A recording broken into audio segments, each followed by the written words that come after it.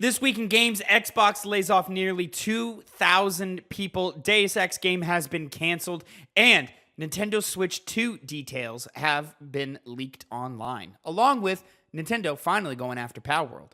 This is the Two Penny Gamescast.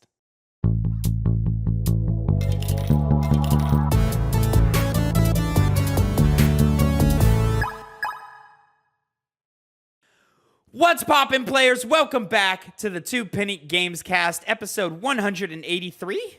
83, yes. 83. I am your host, Tavin Bothel, here with my good friend and co-host who has been mocking me but has yet to actually be on camera, Connor Elliott. It's 184! No, it's not. It is. Oh, Last week was 182, wasn't it? No, the week before then it was 182. What Last the week was fuck, 183. Connor? What? I know, right? No, hold on. I'm gonna get to the I forgot it bottom. wasn't. See, look. Bottom of Showed this up. right now. Witcher 4 is coming soon. Episode 183. Let me look. Oh, look how quick and easy it is to scroll down through the content. It's almost as if, my castmates have forgotten to edit their videos this week. That's crazy. What? I know you did yours. You didn't do yours last week, though. Did I not? 183. Maybe you did it late. I don't remember. It doesn't matter. It doesn't matter. Go watch the shorts. Go watch the that reviews. was good. It got good views. Ladies and gentlemen, this is episode 184 of the Two Penny Gamescast. Each week, me and Connor come to you with the new news you need to know concerning the video game industry. We each come to you with two topics, two pennies, if you will, and we give you our 2 cents on... Damn. Oh, my God. That was a lot. You missed the landing. That was the landing. I know. Look at this fucking angle. This angle fucking sucks. I think the camera needs to come more this way, but it does. Don't fuck with it now because it's gonna fuck up every single angle of the fucking show. It's fine. Whatever. It's just this one. Anyways, ladies and gentlemen, that's open. That should not be open. There we go. It's off. Boom. Beautiful. Ladies and gentlemen, there's been a lot of news this week in video games, and in fact, there was so much news that we're going to introduce a new segment at the end of the show called Spare Change. This is where we kind of just cover the shit that we don't have time to cover, and we want to talk about it still, though. So, to let y'all know, we will not, in the Spare Change segment, we will be talking about the PlayStation State of Play that is happening on Wednesday. We will be recording a reaction video to that stream. Will we be live? I don't know. I'll figure it out. But if not, make sure you subscribe and like and share to make sure that you get the algorithm to put that reaction video in your recommended videos. We're going to be very, very excited to watch that together, and it's going to be a good-ass fucking time to see what PlayStation's got up their sleeve for 2024. But we got to get into the news. It's a heavy week, and you have a 50-minute Game Club episode of Final Fantasy VII to get through, and that's going to be at the end of this episode. But of course, you could just go watch the breakout in its own playlist with the rest of the Game Club episodes. That is, of course, our monthly video game book club where we play a game in the background and then review it at the beginning of each new month for you. This month was Final Fantasy VII. Next month, watch the video to the end to find out what we're playing next month. It's going to be a good-ass time. But, Connor, it's time to get to topic number 1, first penny of the day. Of course, last week we introduced the segment layoff headcount, where we give you the update of how many studios have new layoffs because it happens so often that they can't be their own dedicated segment anymore. But what we weren't expecting is for Microsoft, specifically Xbox, to lay off 1,900 Activision Blizzard and Xbox employees. So, Connor, we're going to jump over to your first topic of the day, your first penny of the day. Take it away, my friend. Yes, this is an article from The Verge. Microsoft lays off 1,900 Activision Blizzard and Xbox employees. Blizzard president Mike Ybarra has also decided to leave, and Blizzard's survival game has been canceled. This is from Tom Warren. Microsoft is laying off 1,900 employees at Activision Blizzard and Xbox this week. While Microsoft is primarily laying off roles at Activision Blizzard, some Xbox and ZeniMax employees will also be impacted by the cuts. The cuts work out to roughly 8% of the overall Microsoft gaming division that stands at around 22,000 employees in total. The Verge has obtained an internal memo from Microsoft Gaming CEO Phil Spencer that confirms the layoffs. It's been a little over 3 months since the Activision Blizzard and King teams joined Microsoft.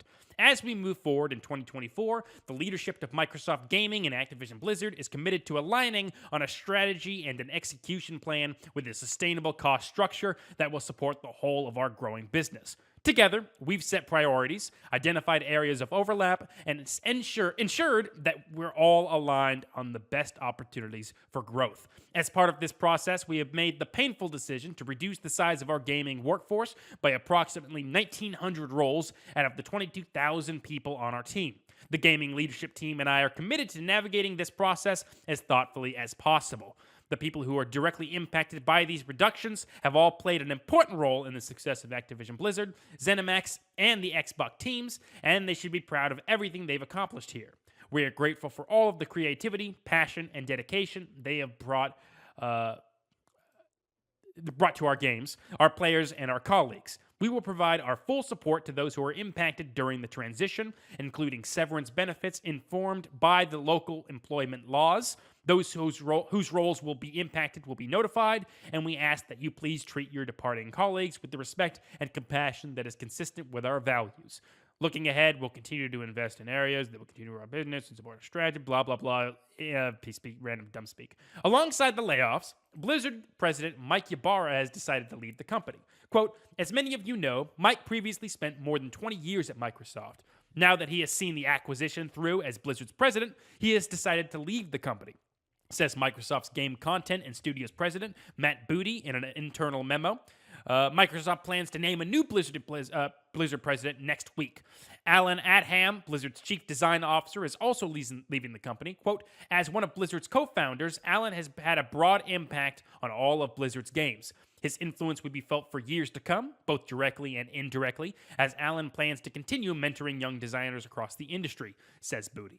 Blizzard's previously announced survival game has been canceled as part of these changes. Booty says Microsoft will be, quote, shifting some of the people working on it to one of several promising new projects Blizzard has in its early stage of development, end quote. 1,900 people. 8%, lower than some of the other percentages we've seen in the past, but that's pretty irrelevant in light of 1,900 people.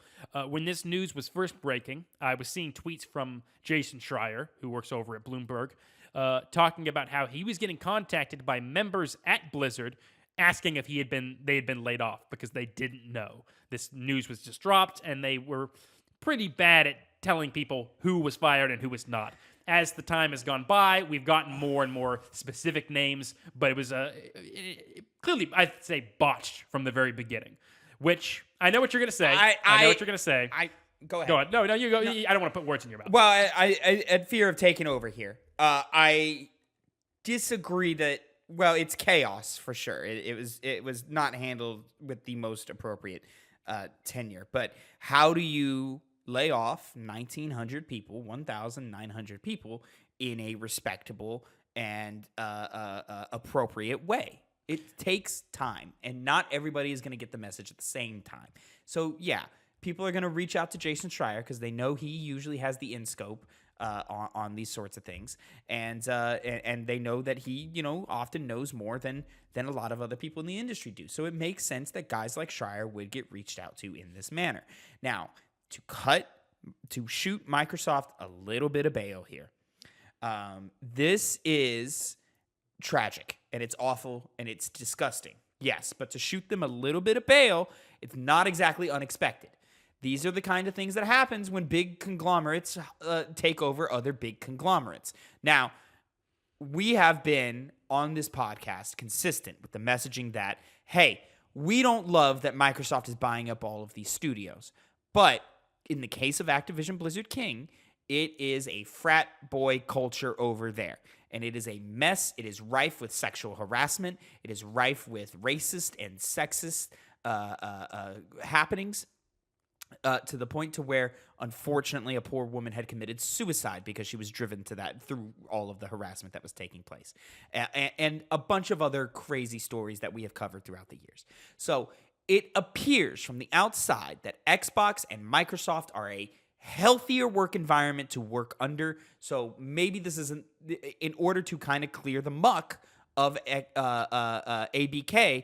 this is a necessary evil to go through. Now, how do you acquire something for nearly $69 billion and then turn around and fire 2,000 people?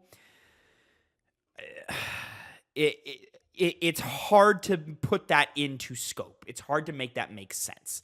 And in a lot of ways, it doesn't make sense. And my heart goes out to all of those who are affected by this.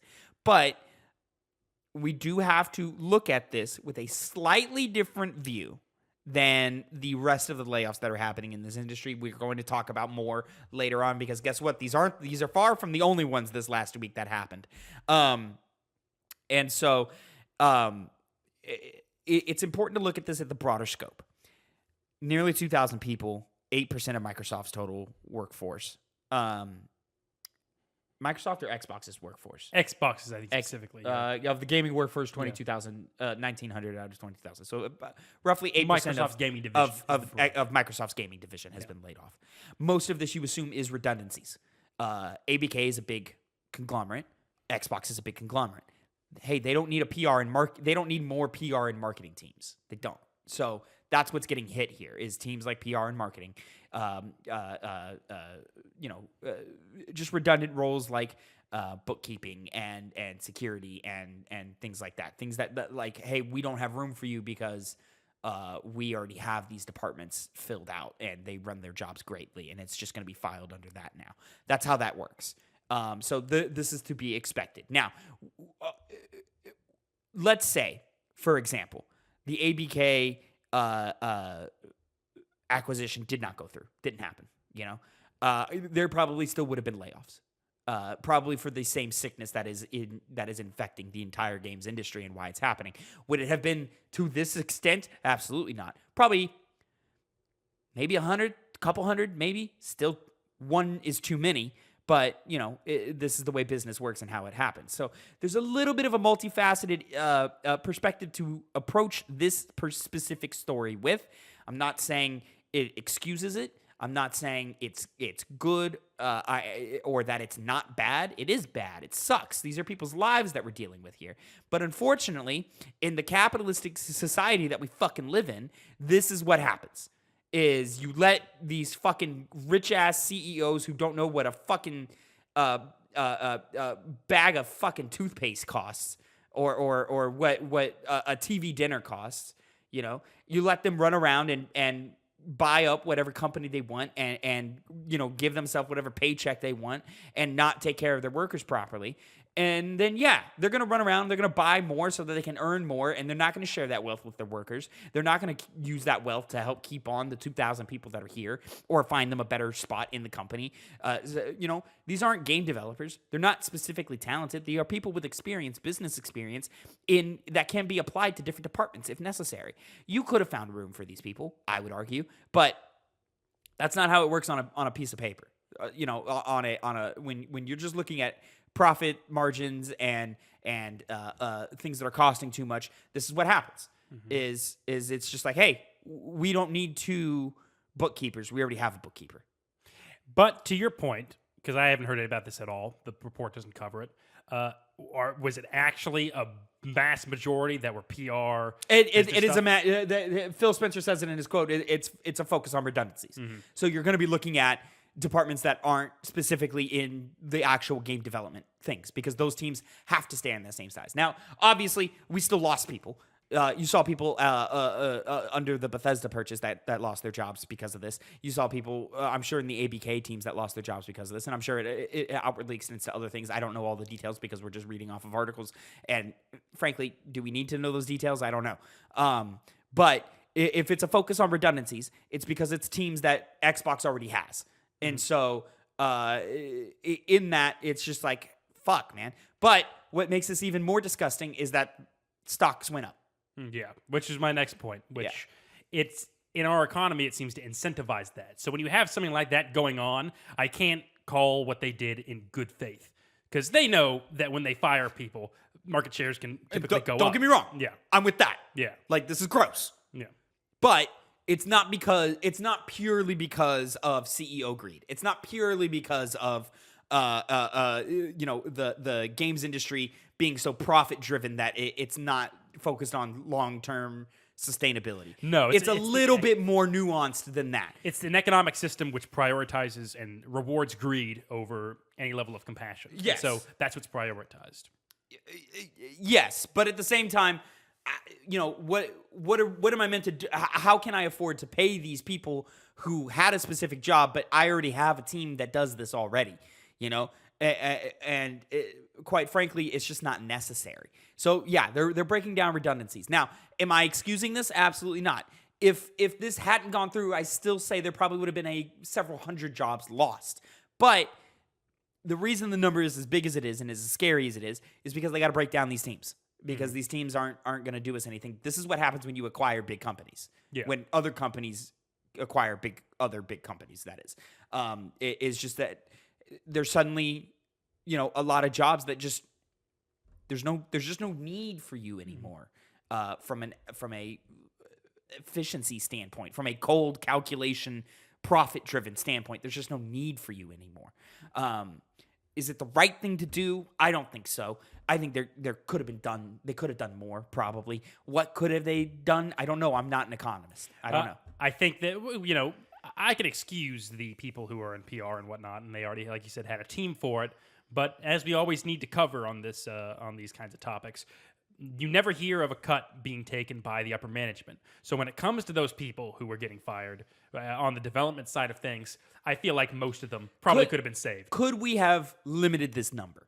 Probably. Yeah, but they don't care. If layoffs had to have been made, did it have to be this many? Mm-hmm. Probably not. Probably could have gotten that number under 1,000. Yeah. Probably. But this wasn't the choices that they were going to make. And again, I will say, because of this acquisition, it inflated this number drastically. How much, I don't know, because I don't know the numbers of what was and who specifically happened. But if I were to guess, hundreds of jobs probably would have been saved if that acquisition had not gone through. But this is unfortunately the necessary evil.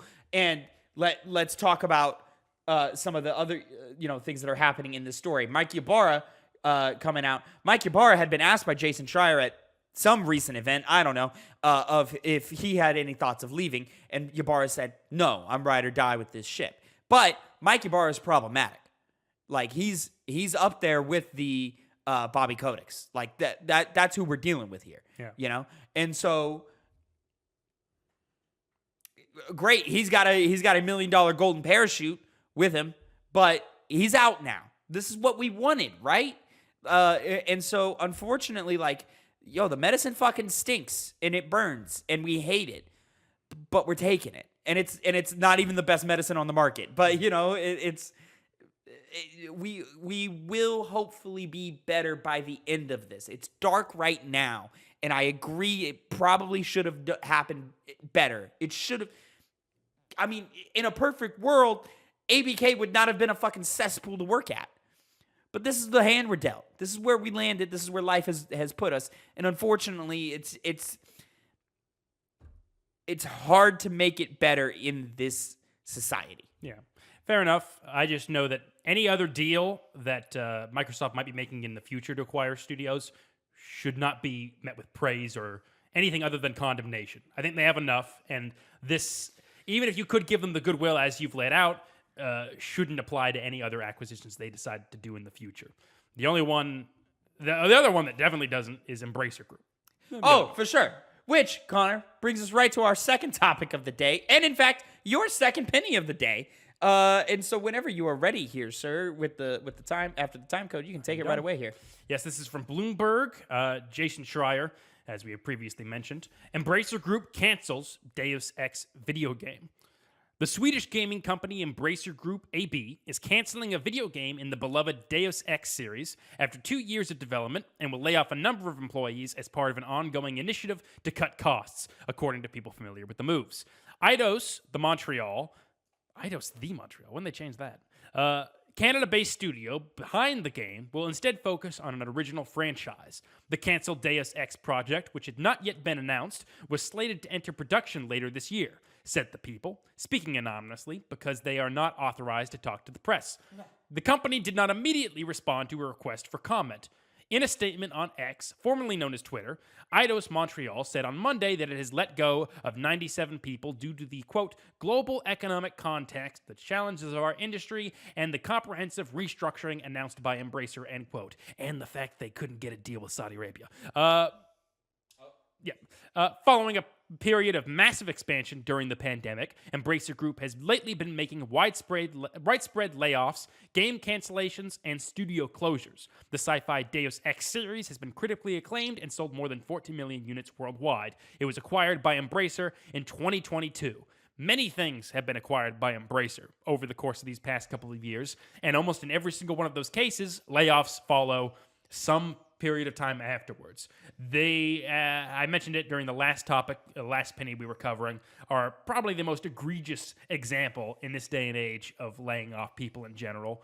To my knowledge, they also don't really do well on the severance package side of things. I might be wrong about that, but we say it every time. The people who own this company still make tons of money, and it has never been a conversation for them to take a pay cut, and they can be considered among the greediest in the gaming industry. They recently had a deal that we found out was failed to go through with some Saudi Arabia game company, which would have been Savi Games, yes, who are owned by the Saudi Arabian government, but that didn't go through. And so we see a lot of these layoffs be attributed to that deal that fell through. It was something like a $3 billion, $2 billion deal? $2 billion. $2 billion. It's a ridiculously high number.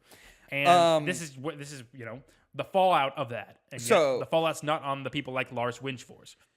This brings us to our new weekly segment, layoff headcount.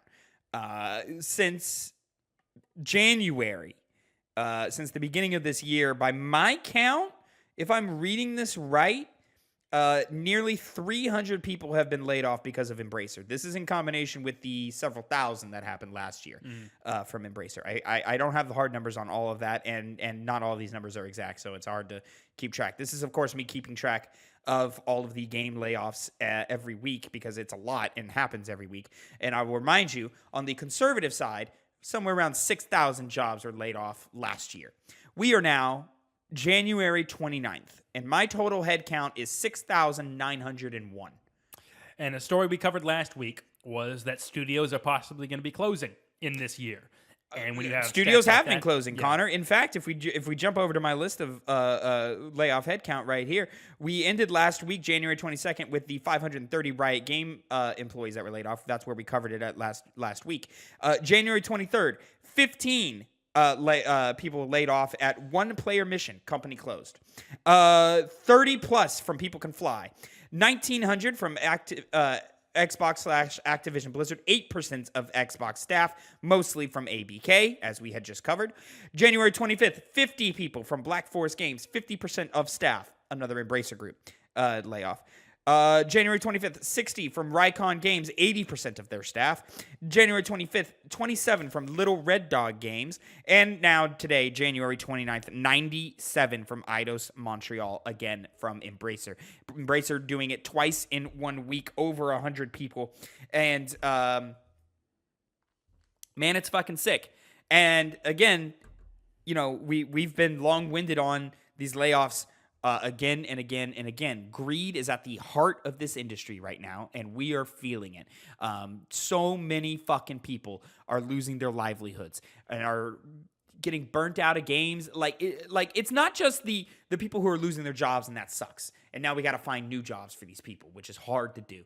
But think of all of I think I said this last week. Think of all the massive talent we're losing. These are people who have dedicated their lives to the art of video games and to the evolution of this medium as a source of entertainment. And think of how many games we're not going to get. Selfishly, how many wonderful pieces of art and expression we're not going to get because all of these people are getting laid off and sitting there thinking to themselves, it's not worth it. I'm done. I'm burnt out. I'm overworked. I'm underpaid. I'm having trouble with my family because I'm never at home. And now I just got laid off after I just moved them across the country to work at this new dream job of mine. It's not worth it anymore. I'm done. Now, think of all the new young artists and new developers, wannabe developers and talent who are looking at this and the overall tech industry as a whole and going, Absolutely fucking not. Yeah. 100% no. I'm not doing that. It's not worth it. To your point about artists, with the emergence of AI, that's another thing. Writing as well. It just makes them even more scared to want to dive into an industry that's clearly willing to cast them off at a moment's notice. A lot of the people who I feel push AI are doing so because they want to replace workers who they would have to pay and deal with. And, obviously they've been dealing with laying them off right now, but it'd be way easier for them just to cut them off entirely. I've looked for jobs. I've looked at new jobs recently, and ones that were originally like technical writing positions have now been replaced with AI technical missions and technical writing positions. And it's clear that's the thing that's being set up to replace the current workforce. And so these people will look for whatever way they can to save a buck. And it's only going to get more cutthroat and egregious until people stand up and don't just accept it or are able to fight back. We've talked about things like the forming of unions, which is severely underdone in the gaming industry. Sectoral bargaining, which is an even higher task to achieve solidarity across the gaming industry, is another avenue. But these things require a lot of effort, and sometimes outside of the industry itself and on a national level. So it really does get it gets. I'm not apocalypse. It's everything's dour. Because it doesn't seem like it's not getting better. It's not going to get better. It's going to get worse before then. And it's just a weathering of the storm. That's clearly the tactic that these people are following, because that's how they know what to do. I mean, we're heading headfirst into a crash. Yeah. It's going to happen. We're going to see just a dramatic crash in this industry and huge amounts of players getting reset. Now, granted, there's not a there's a ray of sunshine in every dark cloud. You know what I'm saying? And so there was a piece of news. I'm going to pull it up here because I don't have it ready for me. Of Volition veterans form a new studio, Shapeshifter Games. A group of veteran developers who used to work at Saints Row studio Volition teamed up to form a new studio named Shapeshifter Games. Like, that's cool. It's great to see those guys come together and start something a little more independent and a little more focused on what they want, And you see a lot of that in the industry. You see new game dev studios open up all the time, but how often do you see games from them? Now, granted, it takes so long to put a game out that, maybe it just hasn't happened yet.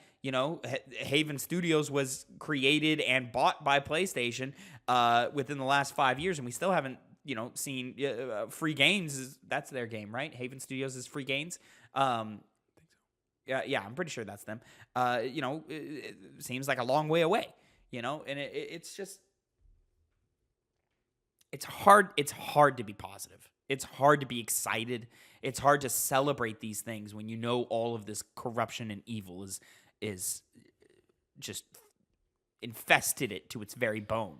And we'll keep covering it as long as it goes on, which hopefully is not forever, though it's almost seeming that way, based off this year and last year as well. Indeed. But, Connor, that does in fact bring us to topic number 3, and an interesting little topic right here. My first penny of the day, Nintendo has finally spoken about Palworld. Palworld is, of course, the new hotness in the video game industry. Pokemon with guns, as it was advertised, and has been the source of a lot of conversation of IP infringement, because it looks like they stole a couple of Pokemon, just straight up stole some art. It looks that way. I've personally played the game. I think there's enough. We'll get into it. Mm-hmm. Anyways, this is coming from the Pokemon Company directly. Inquiries regarding other companies' games. We have received many inquiries regarding another company's game released in January 2024. We have not granted any permission for the use of Pokemon intellectual property or assets in that game. We intend to investigate and take appropriate measures to address any acts that infringe on intellectual property rights related to the Pokemon. We will continue to cherish and nurture each and every Pokemon and its world, and work to bring the world together through Pokemon in the future. Signed, the Pokemon Company. Now, I don't necessarily think this was it's not surprising, right? It's something you could kind of expect was going to happen, is they're going to look into it and so forth. And it's honestly surprising that we haven't seen legal action happen yet. And I think it's probably because Nintendo doesn't think they have a case here. I think the game is different enough. I've played it. I've put, double-digit hours into it. And is it close? Yeah. Should they probably do something? probably. But at most, all this is going to get is force. What is the dev studio behind Palworld? I literally just had it up. Yeah, I forget. Pocket Pair. Pocket Pair. Pocket Pair? Pocket Pair Pal? Inc. Pocket Pair Inc. Okay. Pocket Pair Inc. All right. Interesting name. Pocket Pair probably just going to change some assets around. Probably just do a model swap, and change out whatever they need to change out and so forth. But yeah, I think Palworld's different enough. It's not 100% Pokemon. It is 100% Nintendo. Like it's got Breath of the Wild in there. It's got a little bit of Animal Crossing in there. It's a lot. Mm-hmm. It's a lot. So it's definitely worth looking at. It could even be a question on, do we even see Palworld still exist as a game title by the end of the year? To that I say, I don't know. I would say probably we would still see it. The other big conversation outside of using assets, apparently, from Pokemon games is the use of AI. It hasn't been confirmed. There's been some models, I don't know which models specifically, have been pointed out as being a result of AI. And it's possible that that is tied up with the copying of Nintendo. Because to my understanding, with AI technology, particularly on the artistic side of things, the art side, it uses art that already exists to base itself on whatever it's creating. So if AI was truly used, which hasn't been confirmed, it could have just drawn from Pokemon with whatever prompt or device they used, and that's how they got it, rather than actually actively ripping off Pokemon designs. There's still possible. There's no true creation in this. It can sort of do an amalgamation of art from pulling from the internet, pulling from different sources and so forth. That's why, like, there's a popular trend on TikTok right now where they're using, I don't know, ChatGPT or something. They're using some AI or whatever. They'll be like, hey, show me a pizza. And it'll be a pizza. It'll be like a Supreme pizza or whatever. They'll be like, hey, take the black olives off. And then the next image is the pizza and it's still got black olives on it. And they go, no, the black olives. And the AI goes, we did. There's no black olives. And they go, no, the black things, those are black olives. And then it'll be like, oh, my apologies. Here's an image of a pizza with no black olives, and then the black olives will still be there. And you're like, you didn't get rid of them. And then it gets to the point where the AI is straight up like, no, what you see as black olives are actually pepperonis. And then you look at it, and there's clearly pepperonis and black olives, two very separate things on the pizza. So it's clear, like, the AI just cannot pull enough information to give you a pizza without black olives. It doesn't know what that looks like and still have all the other ingredients that it wants to show you on that. That's the problem, is that it can't pull enough information to create. It can't pull something from nothing. It has to come from somewhere. That's how it works. And so you get to, all right, well, hey, we want to create a bunch of character models and asset models really fast, and we want to have a lot of them. All right, well, let's use the AI to push it along because, maybe we're not that great at asset creation, or maybe we're focused on a different part of developing of this game. So let's use AI to sort of speed this process up because it's hard to create 120 3D models that all look different. Mm-hmm. And they know they're ripping off Pokemon. They know they're pulling inspiration from that. They know it. They can't not know it. It's so clearly. But it seems like this is all covered under fair use. Even if you could connect it to some Pokemon, for the most part, there are specific Pokemon that straight up that's a Pokemon. Like that's straight up like you didn't even try. There's a Lucario looking Pokemon, for example, that it just looks like a brown Lucario. It looks like you just changed. You loaded up Smash Brothers and you changed the color palette. Like that's what it looks like. And so in those cases, I'm like, all right, maybe there's a case here. But the rest of the game is so different. Like, it is not a Pokemon game. It's a game that has, like, things that could be considered Pokemon in it. So, like, in terms of, like, asset infringement, IP infringement, maybe a little bit. But again, Pocket Pair just has to change those assets. Yeah, and really, this is something we would only find out if they actually did steal assets, if the lawsuit actually goes through and a court requires them to give over information that would disclose that kind of stuff. And this is where I'm at, is Nintendo is usually very quick to doing this. So now I'm sitting here, I'm going, why are you waiting? These fuckers are making a guy pay for the rest of his life for like, what was it? Making a Mario, like a cracked Mario game or some shit like that. What It the was fuck it was so- like you it was straight up like stealing or something. Like, Yeah. I mean, he was a bad guy. Like he broke the law. It's fucking he broke the law, but is he a bad guy? I He's don't stealing know. things from I fucking don't know. Nintendo.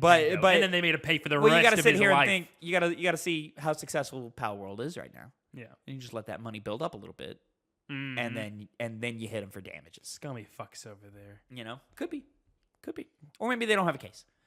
Regardless, pocket pair. Just keep doing what you're doing. You know, I would. I'd be like, fuck it. Until something bad happens to you. They got Hitman out there. What? Pokemon Company. They got Hitman. Oh, absolutely they do. You know 100%. Nintendo crazy with it. Speaking of Nintendo, we're moving on to our fourth and final topic of the day, my second penny. Nintendo Switch 2 will reportedly have an 8-inch screen. This is from PCMag.com by Emily Price. The Nintendo Switch might have a slightly larger screen. Nintendo will reportedly launch a new version of the Switch later this year with an 8-inch display and a 1-inch increase from the console's current 7-inch display, says analyst Hiroshi Hayase? Sorry. Reported by Bloomberg, the new version of the device is expected to potentially double shipments of the Switch in 2024. Nintendo's current Switch is 7 years old. Nintendo has sold 132 million units of the device, but it's nearing the end of its life cycle, making it likely a successor is in the works. Bloomberg notes that last year, Sharp said it was supplying LCD panels for an upcoming console that was currently in the R&D stage. The company previously worked with Nintendo assembling the Switch during the pandemic, so it wouldn't be surprising if Nintendo tapped Sharp for the display for the new console. 1 inch extra. Wow. I know. Connor, are we getting a Switch 2 this year? I feel like it's inevitable. We don't really have a lineup of Nintendo games coming out this year. We got Princess Peach's Showtime, got Mario Thousand Year Door. Yep. And other Mario game probably. Luigi Mansion 2 ported to Switch. Cool. Twilight Princess, I hope, instead. Mario versus Donkey Kong remake. Cool. They're going to make games this year. Yeah. And it makes sense that when they announce those games, it's going to be with our new technology. Yeah. Because 7 years old, it doesn't feel like it's 7 years old. Right? But That motherfucker just came out. What do you mean? It feels like, but no, it didn't. And so it was overdue. I mean, PlayStation and Xbox Series X are gonna be pushing 4 years old by the end of the year. Weirder. That's even weirder. Right? But, them bitches just came out. We're halfway done. Yeah. Jesus. But, the whole thing is that what are they going to do? We have no nothing because 1 inch to the screen. I mean, it's better, but is it substantial? Bigger LCD. I mean, it's gonna be a hardware upgrade for sure. Yeah. To me, it's unfortunate that it's not an OLED screen. So like these colors are just not gonna pop. Really, like it's still behind the curve. You're still behind the tech curve. Now, Nintendo, so you're kind of expecting it, right? But they're in desperate need for an upgrade, and I think. I think they run the numbers and they go, well, let's not fuck this up. This is our most successful console that we've ever had. Like, let's keep this train rolling. Let's put out an upgrade, a Switch 2. I don't know what you call it. I don't think you call it a Super Switch or anything crazy like that, or like a Switch Pro or anything like that. I think you just slap a number on it for just understand, like, because they've been down this road before where they try to get fancy with the fucking name and they fucked it up. Wii to Wii U. That's a new console, but a lot of people just thought, oh, you're just buying a tablet? Like, it's just a little tablet add-on thing? Nah, I'm cool. That people didn't understand that it was a new console. So now it's like, hey, you know what the Nintendo Switch is. Here's the Nintendo Switch 2,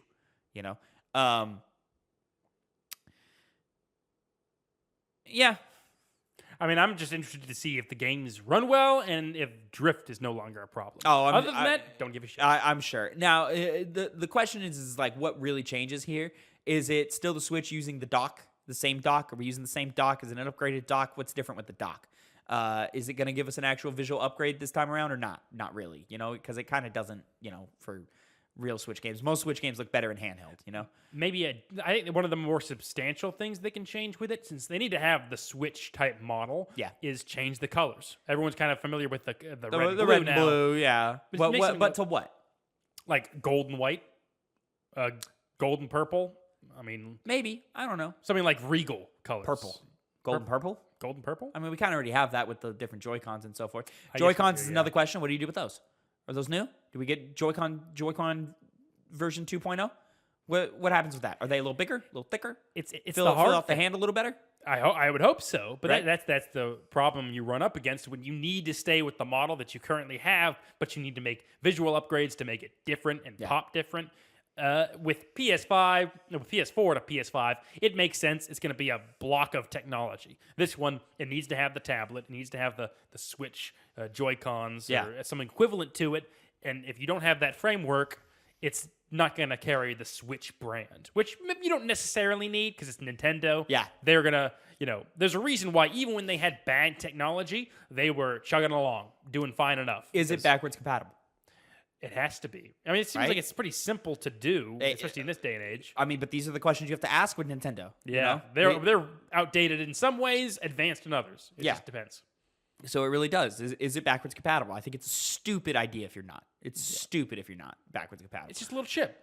I feel like that should be able to be compatible. I mean, with I'm other sure it's versions much of more the console. complicated than a little It's chip. more complicated, but it seems like that's an easier thing to do, especially with them having it. Well, they have chip said that technology down since the They've DS. said we're keeping our IDs, which is something they haven't done before. From Wii to Wii U, 3DS, all of that you have to change every time. Yeah, your Switch ID and your friend code and all that. Update your friends lists again, and all that. They said we're keeping it this time around. So you would assume that would mean that okay, we're having some compatibility between the two systems. Yeah. I think the only other thing they can really do to improve it is somehow make it a more viable multiplayer console. Because people have Mario Kart, people have Splatoon, people have Smash Bros, games that are fun to play with random people, and yet they're never known as a internet-based game. And didn't they just add Call of Duty? Wasn't that like one of the big recent things they added, like Warfare? They signed an agreement with Xbox to keep Call of Duty on Nintendo Switch for the next 10 years. Yeah, which is new because Call of Duty has not been on a Nintendo platform in many years. Yeah, and it would make sense that they're at the same time they're doing that, make a console that's more made for that can handle a modern age Call of Duty. We'll see. It's still going to be behind the times, and it's still going to fucking chug like hell probably. Yep. But they have it. That's something to be said. Like we have for a while. We'll wait and see for this one. Yeah. What is the lineup of games? Yeah. Damn. See, they can't. I don't see them doing a Legend of Zelda game this year. No. Unless it's like a collection, like they did with Mario, where it's all of these Collection, old maybe games some put to HD it. ports, Twilight Princess, Skyward Sword. Well, I guess we already got Skyward Sword. The ship one. Wind Waker. Wind Waker. Yeah. Ocarina of Time. Bring Yep. that back. Maybe do a remake of Ocarina of Time. Yeah. It's past time to Yeah. do that.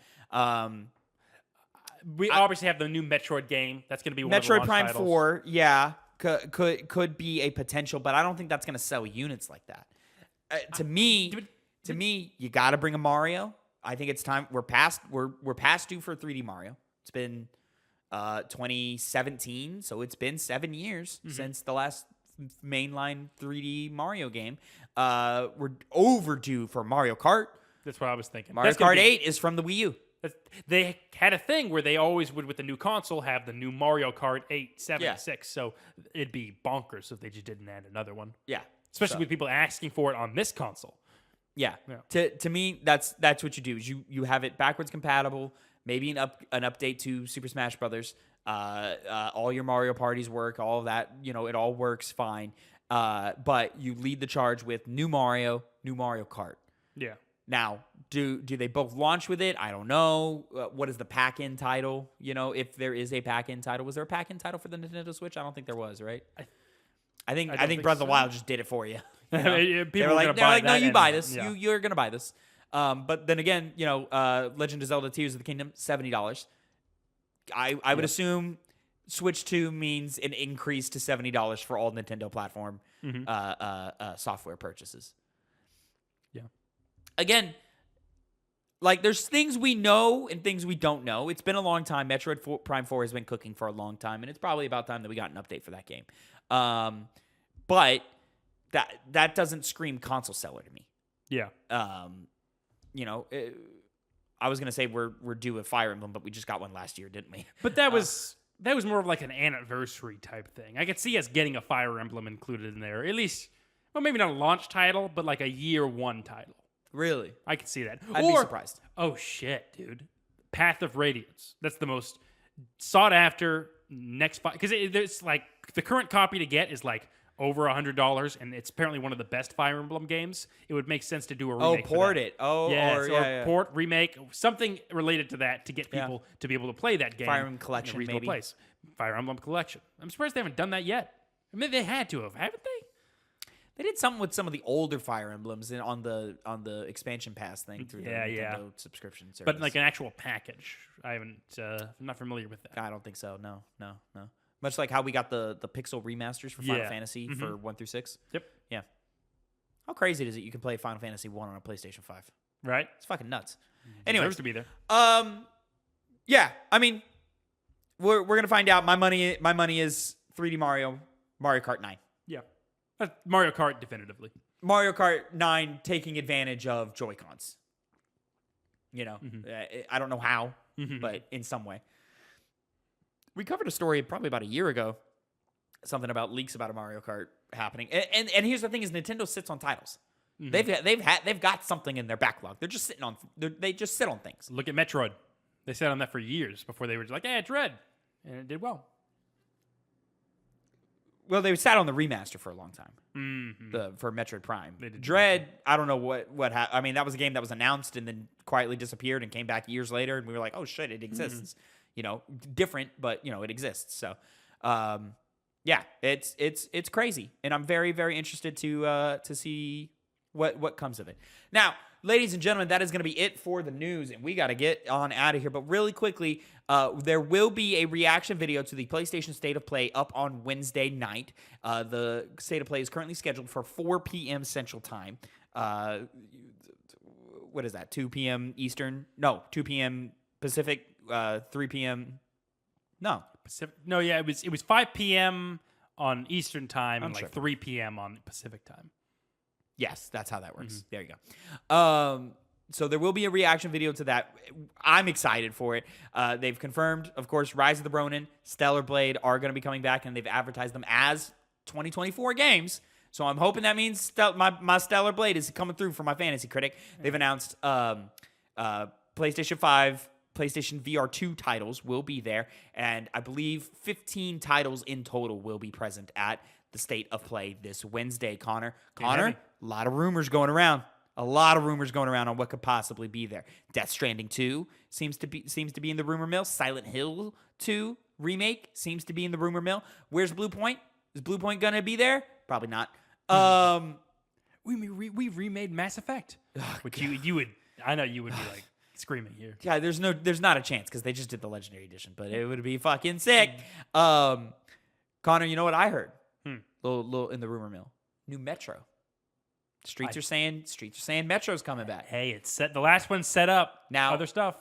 Unfortunately for you, Connor, it's gonna be a VR game, is what I'm hearing. I'm gonna go and find. Streets are saying Metro VR. If they do that, I'm gonna find the people who made that decision.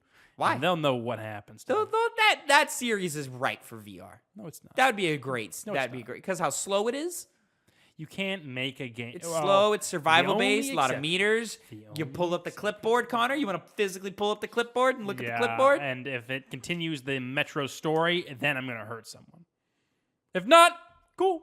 You're right. It would work for that as long as it's its own individual title. We're gonna find out. I'm gonna guess.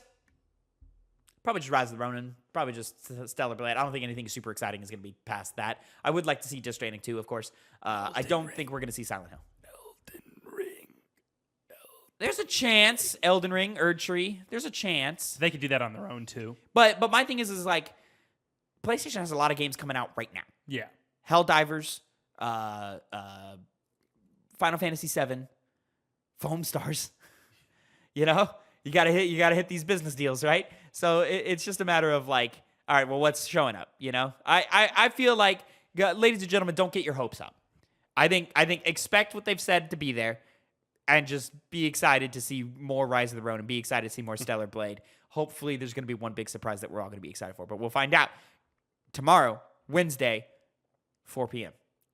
Probably a little bit after that. We're probably not going to do it live, but maybe we will. I don't know. Follow us, twitch.tv/2pennygames. We'll find out.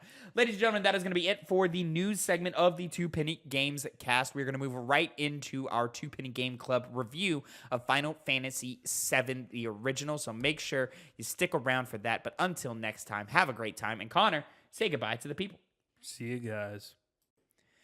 What's poppin', players? Welcome back to the 2 Penny Game Club review, your monthly video game book club. I am your host, Tavin Bothel, here with my good friends and co-hosts. Say hello to the people, Connor, Elliott. Hi, how are you all doing today? I am going to be peppy today. Okay, and say hello to the people, Phil Shoemaker. I'm not going to be peppy. I'm just regular today. Oh, jeez, with these guys. No, hey, how's it going, guys? I'm Phil. Hey. Wait. Yeah. With these guys, Uh-huh. you always say, Connor, you don't have enough energy. And then I bring the energy, and I'm still open to criticism. See, I can't win. I should just be monotone more, because clearly it doesn't matter. Ladies and gentlemen, this is the 2 Penny Game Club, your monthly video game book club in which me, Phil, and Connor all play a game in the background for a month and bring a fresh, hot review to you at the beginning of each new month. This month is indeed... Like pizza. Like a pizza. This month is indeed Final Fantasy VII, the original game. We usually have a picker wheel spin and pick it for us, but we're trying a new thing out where we alternate between one of our choices and the picker wheel. So last month, Connor picked Final Fantasy VII for us to play. This month, the picker wheel is returning, and the wheel shall decide our fates. What we do on this channel is we play the game in the background. At the beginning of the month, we review it for your pleasure. We give new objective takes. We talk about the game's legacy and so forth and all that made it great.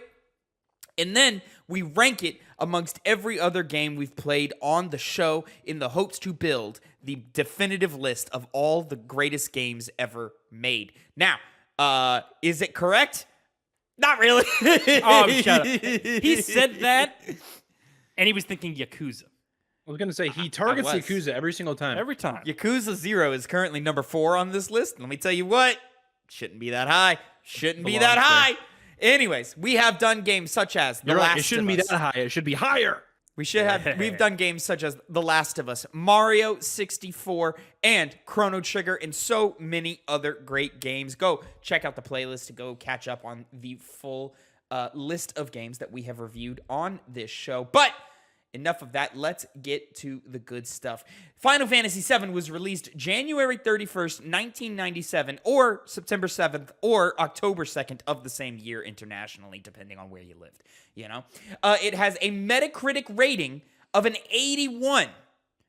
Not exactly as high as I thought. Not me, yeah. Little, honestly, little low if we're being serious. Yeah. But and as of 2005, I saw numbers saying that the game has sold 9.8 million units. I'm sure that they have crossed 10 plus million. They may be even closing in on 15 by this point with of course, the PlayStation 4 remake, it arriving on Nintendo Switch, Steam, just a whole bunch of different places where you can play this game. And with the remake series coming out, I am certain that many, many gamers have gone back and played the original. Along, with Crisis Core getting its remaster a couple years ago. And ladies and gentlemen, if I may start, Final Fantasy VII is a fantastic game. It really is. It's awesome. I adore it so much, and this playthrough it's just solidified that even more for me. I really, really, really love this game. But it is far from a perfect game. Very far from a perfect game. It's got a lot of flaws. But I think usually I try to start with the positive, and then I'll get to the negative of the game on the back end. This time I'm going to do it in reverse. I'm going to start with the negative because I don't think I have that much negative to say about the game, and then I want to end with praise. So the biggest standout about this game and its biggest problem is that it aged like milk. It is quite possibly the ugliest game we've played in this series so far. It does not look good. Anything presentation-wise, it's just not hitting the way that they want it to hit in 2024. There are, of course, still certain standout scenes that still hit quite quite well. The ones where they want you to feel something, you feel something. But anytime they try to, break the tension with comedic things or comedic scenes, it doesn't play, it doesn't work. The game tries to be funny in a lot of moments, and it's just not. And graphically, man, it just doesn't hold up. It looks like shit. It's very confusing sometimes to understand what you're looking at on screen. And I think it feeds into the level design, where the level design of the game is pretty bad. It's pretty abysmal. Like, you very often are not quite sure where to go. When you move from screen to screen, you're not 100% sure where the next screen is going to take you to. You get like a general idea. I'm thinking of like early Midgar segments where like you're running around sector 7 or 6 or whatever, and you're like, I'm pretty sure this is the way to Wall Market, but I'm not 100% sure. And you'll find yourself taking the wrong turn. You'll find yourself going up and down when you should have gone left and right. Very often on screens, it's so like just janky and muddled looking, and the way the characters move on it to where the pre-rendered backgrounds don't match with how the characters are moving. So there are times where you think you need to go left and you actually need to go down. I think the most prime example of this is one crawling up the wall in Wall Market is confusing as hell.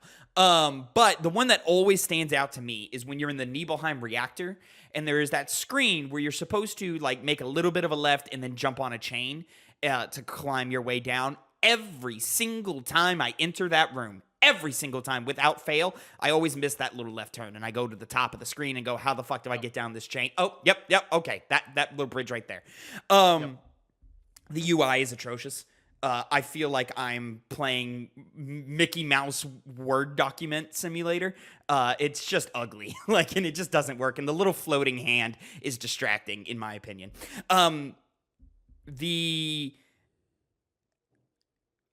The way that items are laid out is a huge detriment in the active time battle system.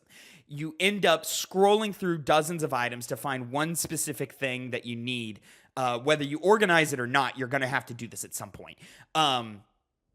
And you lose precious time, and the enemy attacks you or casts a different spell on you that has a different effect, which means you now have to search for that item. It gets to the point to where you're like, it's just not even worth using the items. I may as well just use Phoenix Downs and potions and elixirs when I need to. Other than that, maybe I'll use a Maiden's Kiss to cure Frog, but other than that, I'm not using items to cure sleep or paralysis or fury, none of it. I'm just letting it, I'm just playing it out, and I'm just taking my beating, and I'm just continuing along the cycle.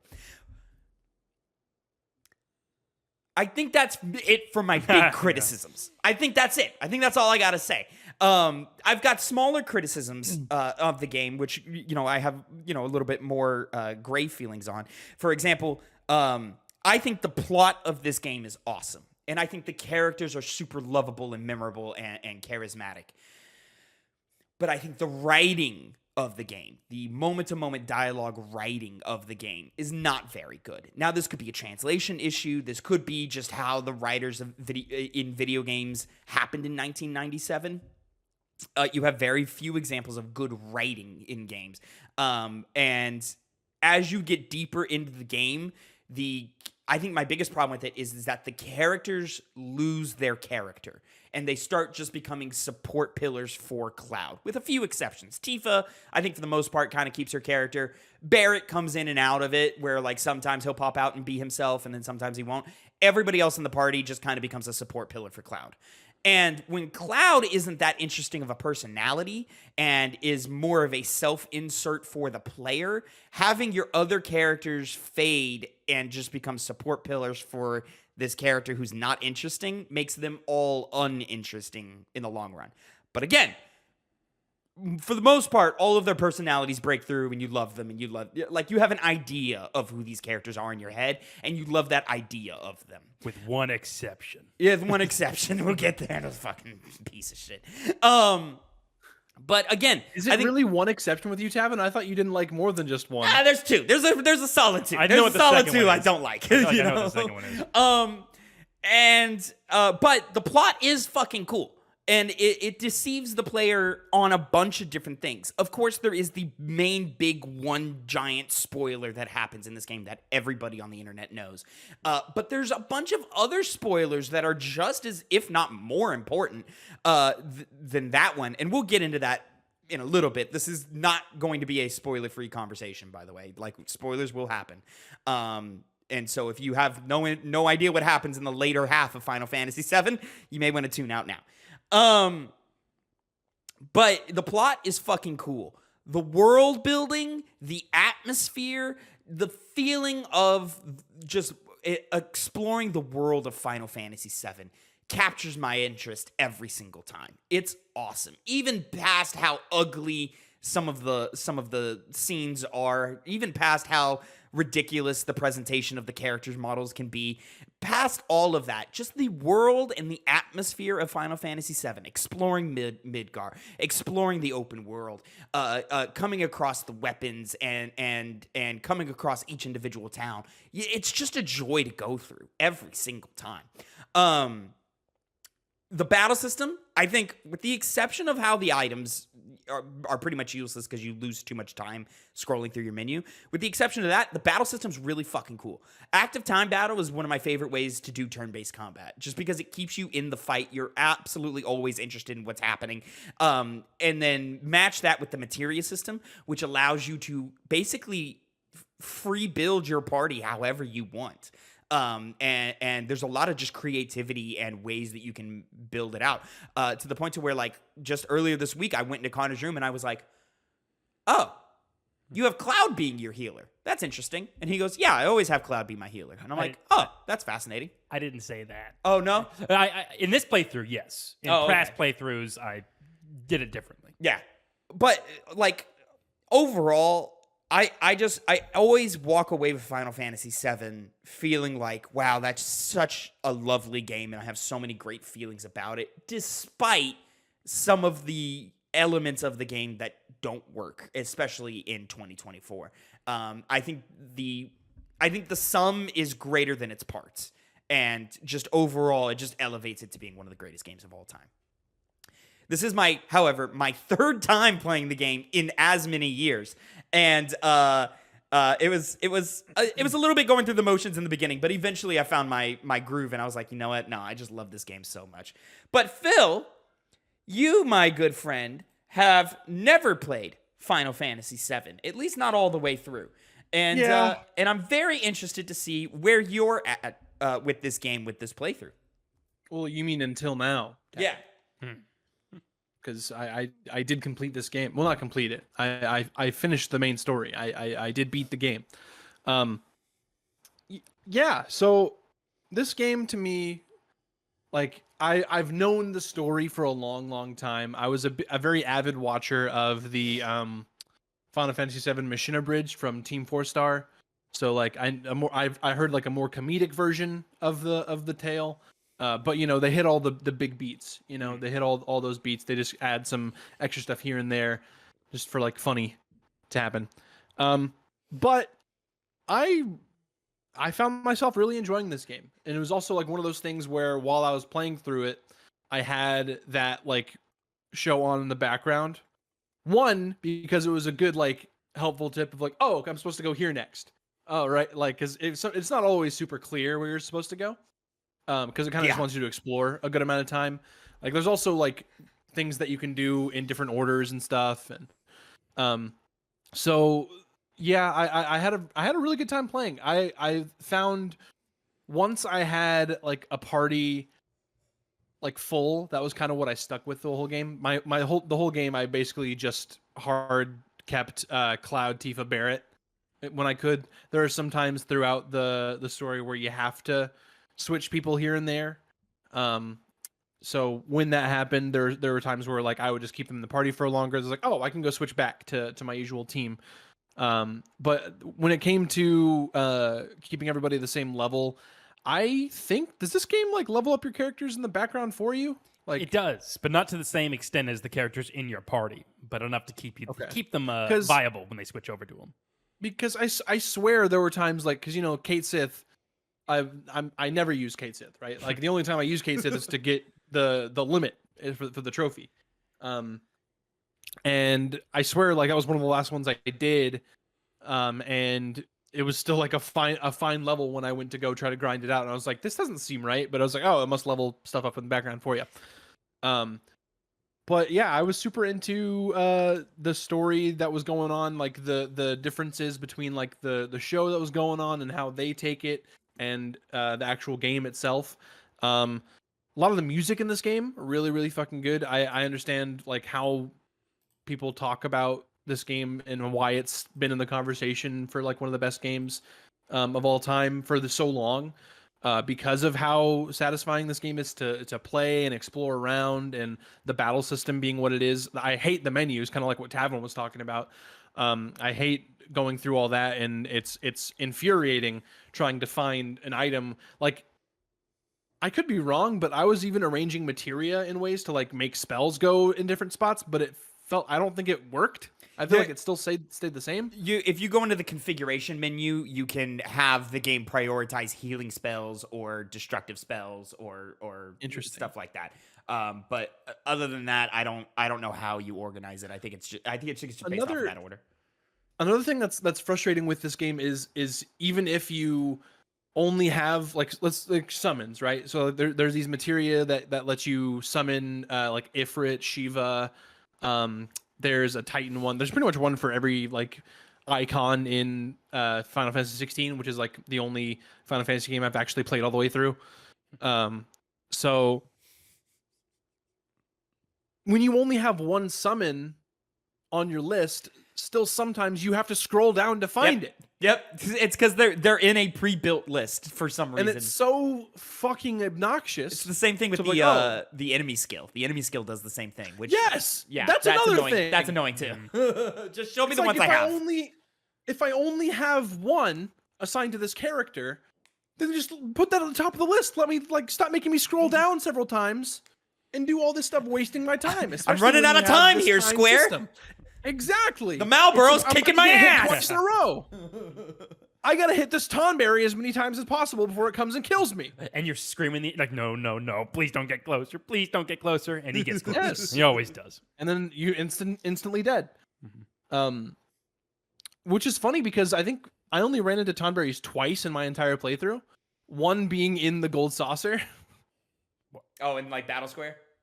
Yeah, Battle Square. Yeah. I can't remember when I ran into them, but I never had an issue with them this playthrough. Fucking asshole. But no, I was gonna say I remember them at least in the conversation around this game. I thought they would be more prevalent, but they were not. But yeah, I really liked I really vibed with the characters. Like whenever we're on the High Wind. I don't know why I couldn't remember Sid's last name. Whenever it's the same name as the ship from Kingdom Hearts and all that good stuff. Fake fan. Did you know that? Did you know that that's the name of the ship, the default name of the ship in Kingdom Hearts? I did not. No, because Kingdom Hearts is a bad game and we don't like talking Tavin about just bad keeps games. on every time. No, it's a great game.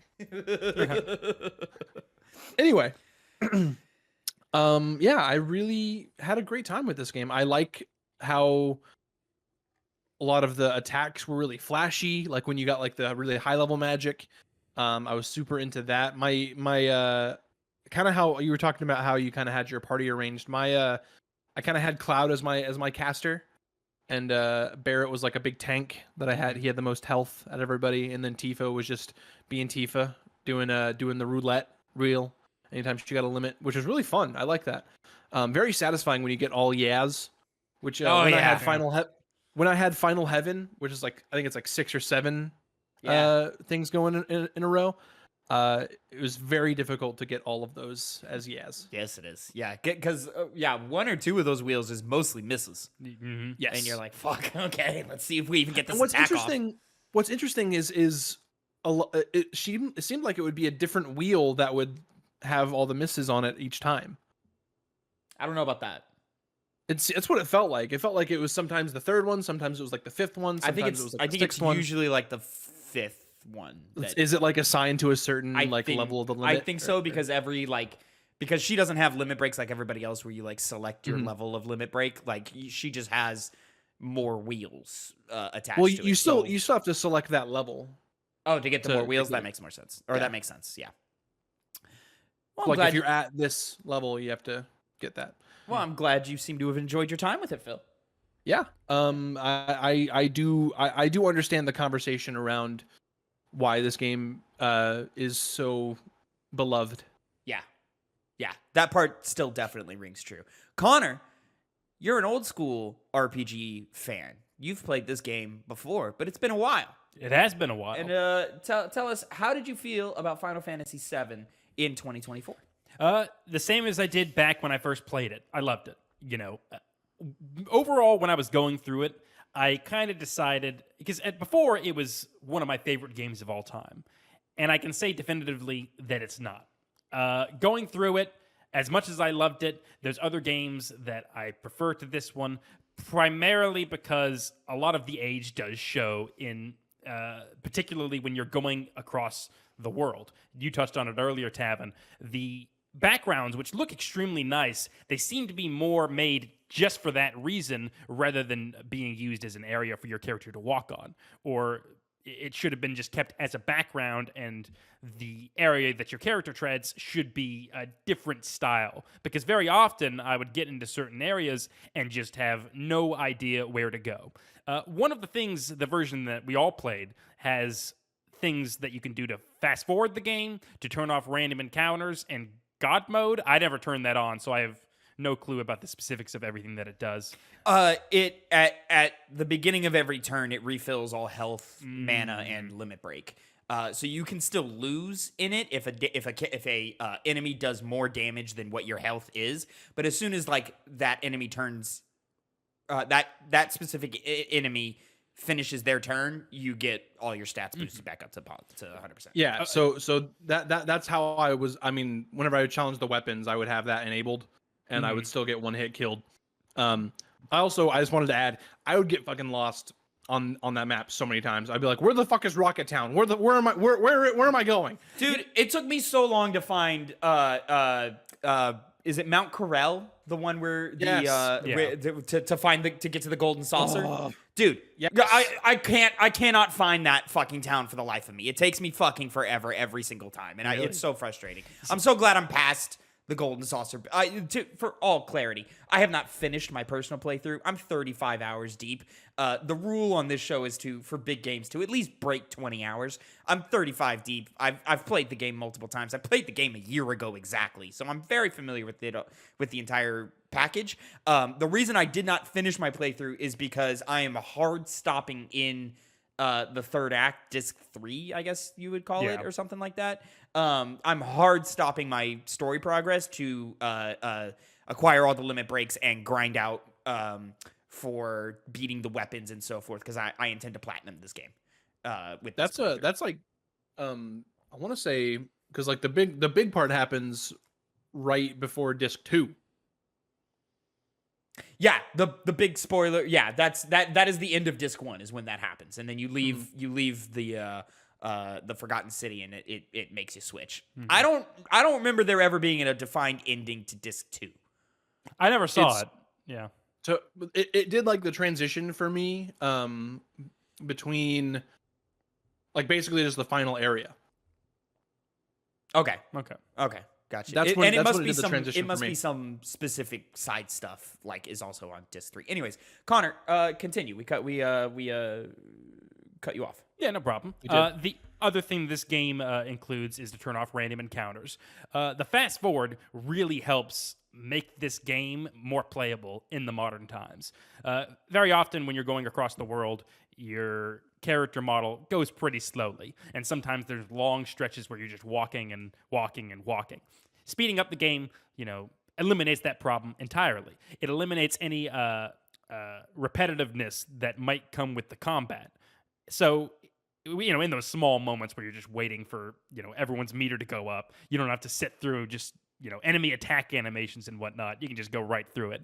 The random encounter button did help. Turning that on prevented some of the more annoying aspects of traversing the world and, getting caught on random things and not knowing where to go, particularly in one area. Level grinding, though. Yeah, it does, but I never had a problem with that because I'm just so good at the game. But it was especially notable in the Temple of the Ancients, which Tavin and I had a conversation off camera about how badly that area is designed and complicated to go through. And one of the puzzles in particular, we both agreed was just terrible, where you're trying to go through these stone circles and they're basically like running they're you over. They're like little wheels with holes cut in them that you gotta dodge into the holes. Phil Shoemaker from the Peanut Gallery. Yeah, so talking about the turning off random encounter thing. So I guess when this game was opening, I'm one to like fiddle around with the controller a lot whenever I'm waiting for things. So I accidentally turned off random encounters and didn't mean to. And so like that explains how he got through Midgar so fast. I I was like, damn, like bro. halfway through Midgar, I'm like, I figured there'd be more random encounters, but I guess they're not until after I get out and like I'm on the overworld. No. And then I'm looking through things and it has like a list of all the like button commands. And I'm like, oh, did I accidentally put both sticks in at the same time? I guess I did. And I turned that back on. So a little oversight. Yeah. Random encounters I almost never turned on. I'm so glad they've added these cheats to the game, because that's how I first played the game is God mode, no encounters, times 3 speed the whole time. That's how I first played it. Because it was after the first. Don't recommend playing that, because you get to some boss fights that you're like, oh, now I have to go outside and go grind out in the hallway for an hour or two because I'm just not high enough level for this. Don't recommend that. I fully recommend play the game with random encounters on. Don't play the game in God mode. But yeah, turn the 3 times speed on, because getting past those long animations, getting past the waiting out turns and so forth, and then sometimes when it's just like Sephiroth is just floating in the air for like a solid minute, and I'm like, bro, just fucking sit down. like come on, can we get a move on here? Yeah, fucking asshole that guy is. I can count on one hand the amount of times I turned times 3 speed off. Yeah, I mean, Sephiroth, since it was brought up, great villain. He's a character, when he comes on screen, he has that presence where, basically anything can happen, especially after Aerith dies. I mean, spoiler, my bad. It's like it brings in this element of uncertainty, which is always a really weird thing with villains. It's really weird that they just took this like super boss from Kingdom Hearts and made him like the main villain of this game. Yeah, very strange decision. But those guys at Square Enix, they're just so in their own heads about things. They just do that. Yeah, but really up their own ass. I'm happy it led to him being included in 7 Remake. That was a very good decision. But aside from that, damn it, what are you, not confused? I'm very confused. Very obvious. I'm not on camera right now. Don't react to my reactions. But anyway, the plot, as Tavin said earlier, is great. It's constantly pulling fast ones on you. Even by the end of it, you're uncertain about certain things, tying it back into Sephiroth with the mind games that he plays with Cloud. You're just kind of left being on the more optimistic side of viewing things, but fan theories, they can go crazy of like, oh, but is Cloud actually blah, blah, blah? I'm not going to go into super detail. Play the game yourself if you want to be given an analysis. But the writing from moment to moment isn't all that great, but I think it kicks in when the moments really need it. Particularly moments with Red 13 are great. Barrett's storyline, as well as basically anything with Tifa and Cloud when they're really going through their relationship troubles. But, one of the things I think I definitely do disagree is, with you, Tavin, specifically, is I think the characters never really become side characters and become irrelevant. Of course, certain things happen with Barrett, for example, and once his kind of situation is resolved, you don't get a lot more of his stuff because what else is there to tell, really? But constantly pulls one with Red 13, going to Cosmo Canyon. There's a scene you didn't know about until recently where a character dies that's important to him, and that's a whole other sequence as well. You have a moment in the game where Sid is made the party leader, and he kind of like, it's not one of the best Worst moments, part of the but game. he perks. No, it's not bad at all. He perks up. He's like, I'm going to go. Shut up. Yeah, right.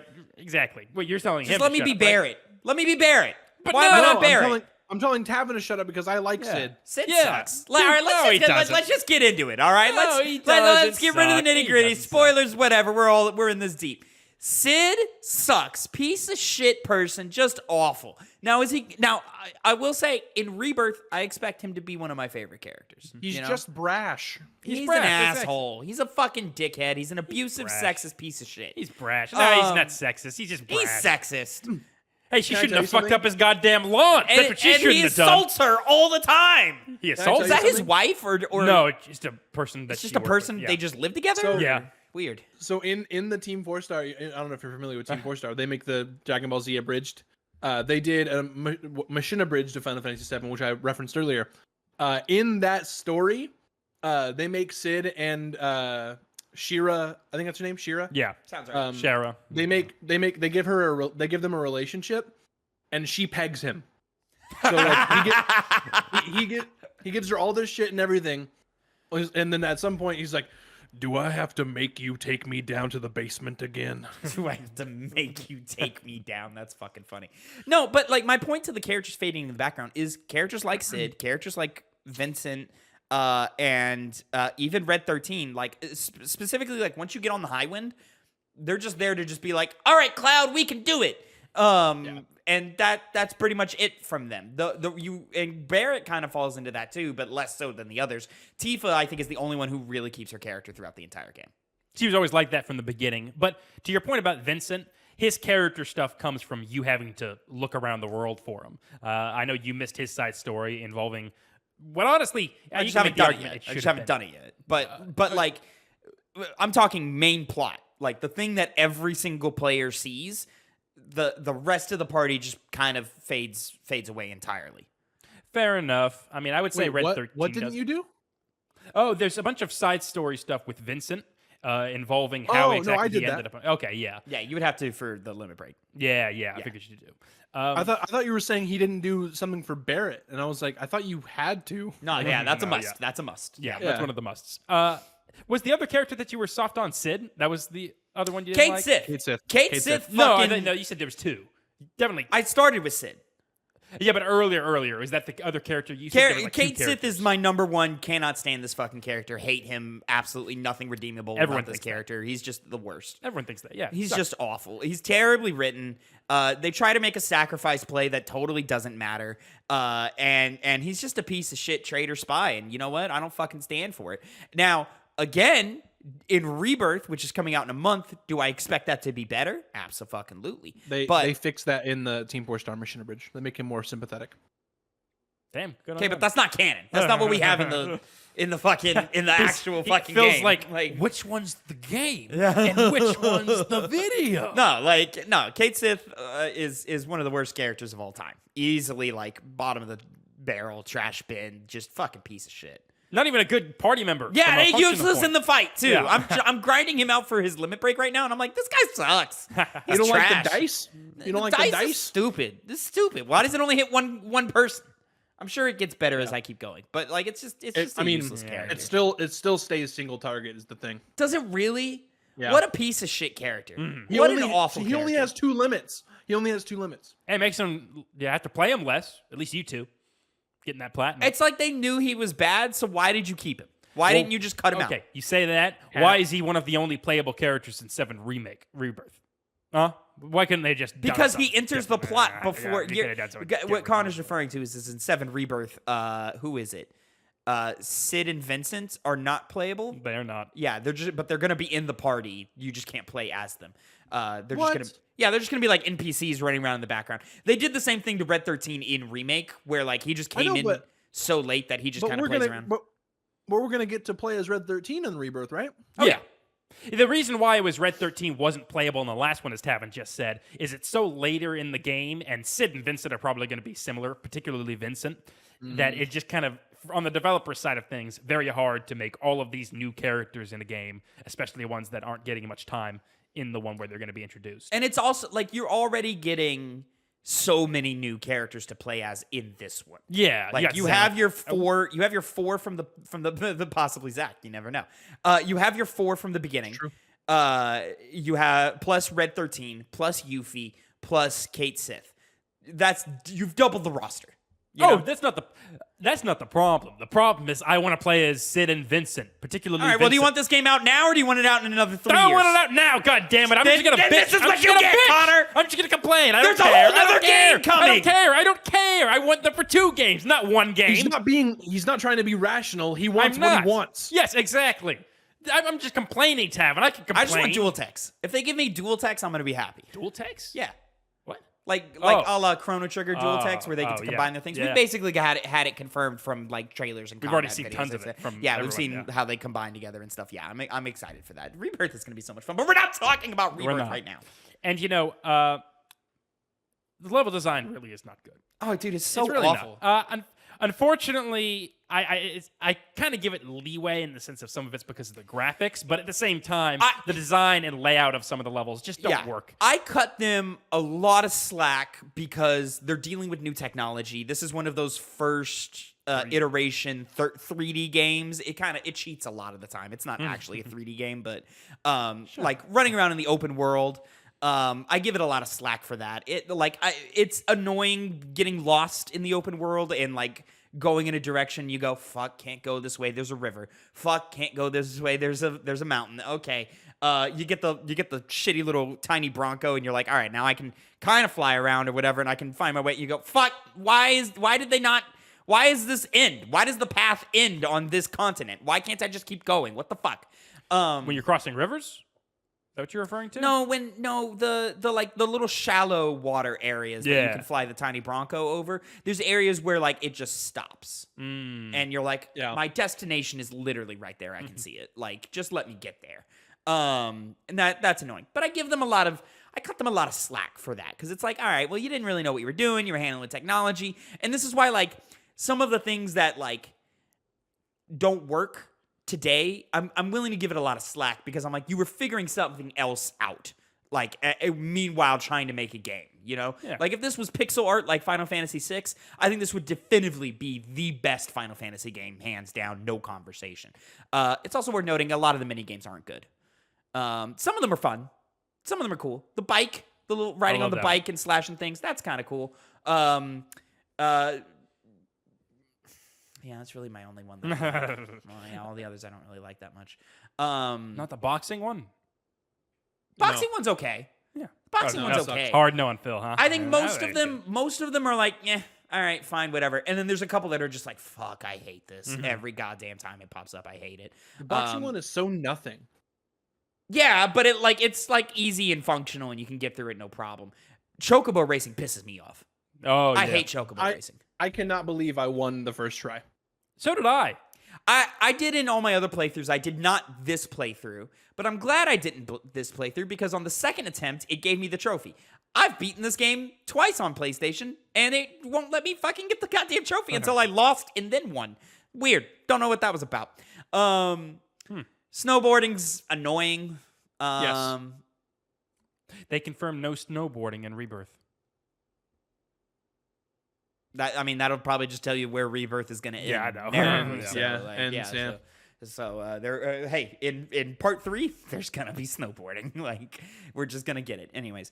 But yeah, I genuinely like the overall gameplay loop. I really, really love, and I get the idea behind the minigames. I understand that it's like, hey, let's break up the pacing. Let's give the player something new to do. But more times than not, I'm just sitting there wishing, I'm like, can I just like explore a new area? Like, I'm in a snow land. That's enough now. You know, like me being in the snow and seeing new enemies is enough.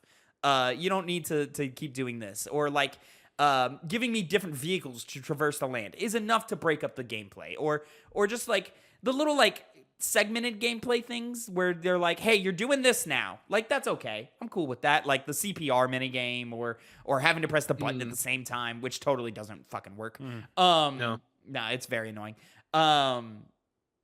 And even we're harping on the Temple of the Ancients, but like the way that each room has its own gimmick is kind of cool. It's annoying to go through more often than it isn't, but it works for the most part. It's held back by the way you just, once again, traverse through the world. Yeah, there's a lot of times where I sit there and I go, I don't understand what I'm doing wrong. I know what they want me to do. I feel like I know how to do it. And there are just times where it's just like the game is telling me I'm doing it wrong and I don't understand how. A great example of this for me is when you get to the northern crater in the wind. The first one, easy. Everyone after that, I have trouble figuring out when the correct timing is. And it just became an annoying little thing where I had to keep like, oh, fuck, got knocked back. Now I'm in a battle. Now I got to fight the battle. All right, I finished the battle because it's easy. All right, do it again. Fucked it up. Now I'm in a battle. It's the exact same battle every time. So I'm just fighting this fucking what are the dragon? No, but Drake. What are like the underwater dragon things? Scaly guys, little tiny guys. Called dragon something. Real life things. I know what you're talking about. Real life animal that I'm talking about. Dragon. Real life animal. Ray? What the fuck? No, what? No, like the little. Dragonflies? No, that's not it. We're talking about real life animals? A real life Yeah. animal. It's underwater. It's got like a little horse. A seahorse. I'm thinking of a seahorse. Is that what anything? Was he named anything related to a seahorse? No. Yeah. You kept saying dragon. Because the fuckers look like dragons. All right, they look like dragons. Anyways, all right, whatever. Oh my god. But yeah, back to my point. Like, Flip that out. There's moments like that where I'm like, yeah, this is kind of annoying. I wish it wasn't here. But like that breaks up the pacing enough. Why are you forcing me to go down this snowboarding minigame that fucking sucks? And then why does it lead to another one of the worst parts of the game where you're just lost in this open area? And I still to this day have no idea how to navigate that area right after the snowboarding. I've did it twice, and then the second time I did it, the game had locked me out of the crater. So it was like, hey, you just need to find your way back. And I'm like, where do I go? I don't understand. Sounds like you're not a good explorer, Tavin. You'd Did be it do that lost on the thing- Lewis and Clark expedition. Did it do that thing? Yeah, with Pocahontas, right? Continuation joke. Call Yeah. back. So did it do the thing where like you tried to go back up the mountain and the guy in the cabin came out like, hey, you can't go up there anymore? Yeah, that's what happens. Yeah, the second time you go through that area, like after I ran into that too. And I like it happened, and I went, oh fuck, I'm fucked. I have no idea how to get back, and so I spent 20 minutes figuring that out. The music's amazing, by the way. Oh my god, the It hits music is every so single fucking good. time. Aerith's theme, Tifa's theme, fucking literally you could go any area you go into has good music. The fact that like the battle theme, the victory theme, none of those things get old, and you hear them so often. Like I remember the first time I played this game and I was grinding. I had my door open. My mom and my sister were watching TV in the living room, right? And I just remember finishing a battle. This is 20 plus hours into the game. Finishing a battle and hearing my sister in the other room go na na na na na na na na na. But like I then went, sorry, I know it's annoying, and she goes, what? What's annoying? It wasn't annoying. It just got stuck in her head because it's so catchy and pleasant to listen to. And also to add to that, sound design for the most part is pretty good. Yeah. Like all the little bleeps and boops and little like things to trigger in your brain, like and like sword slashes and all that. It all sounds great. I mean, the classic enemy dying. Yeah, that's a good noise. Yeah. It's a good My noise. favorite is the dog bark was like, That dog. Okay, the dog bark's not great. Okay, It's comedic. And you know what? You talked on enemies a second. I love the variety of enemies in this game and how they consistently are rolled out as you go across But there's the a world. lot of They're always stupid doing enough. ones. There's a lot of stupid ones, but there's a lot of good ones. When And I'm so it just keeps on fighting going a through. pair of dice, I'm like, all right, what are we doing here? You know, You gotta fight the right dice, Tavin. Well, that's not the. when that's I'm the one that's- fighting never mind. a rhino with treadmills, I'm like, what the fuck is happening? What are you talking? right now? That's Shinra, dude. That's what they stupid. do. Are you That's their talking thing. about tank? Are you talking about Tank Ceratops? Yeah, man. Yeah, That's, bro. that's what I'm talking about. You just pointed out a good thing about the enemies in this game. That's And you're totally going to listening be the bad. Hell House moment in Rebirth. Just is try- the Tank Ceratops. We're gonna Yeah. pog face all over that. But to that, Hell House is fucking stupid. like it's dope in remake, but it's stupid here. I'm like, this is so dumb. But it's Hell House. I But never it even is ran Hell into Hell House. It's only in one area. Yep. And if you accidentally have random encounters turned off, makes sense how you never ran into Hell House. Yeah. He definitely missed that one. Missed all the ghosts too. He's gonna be very confused in remake when he plays remake, and he has like this huge section with ghosts. You're like, when the fuck did this happen? One screen. One screen. God One damn. screen. They turned it into a 3-hour level. It was funny. Sorry, kind of going back to music. I know we were talking about enemies, but it was funny because like when I was playing through this game, that's when people decided to release the mashup of the Final Fantasy battle theme and the London Bridge, and it actually is so good. I hadn't And, heard like, that. You haven't heard it? Nah. I don't know. I don't know. I run into I this think guy it's on just funny. TikTok.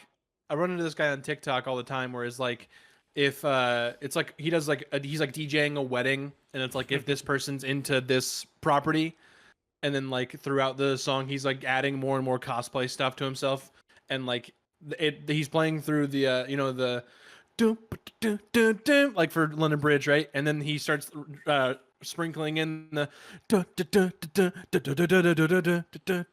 and it like goes together so good.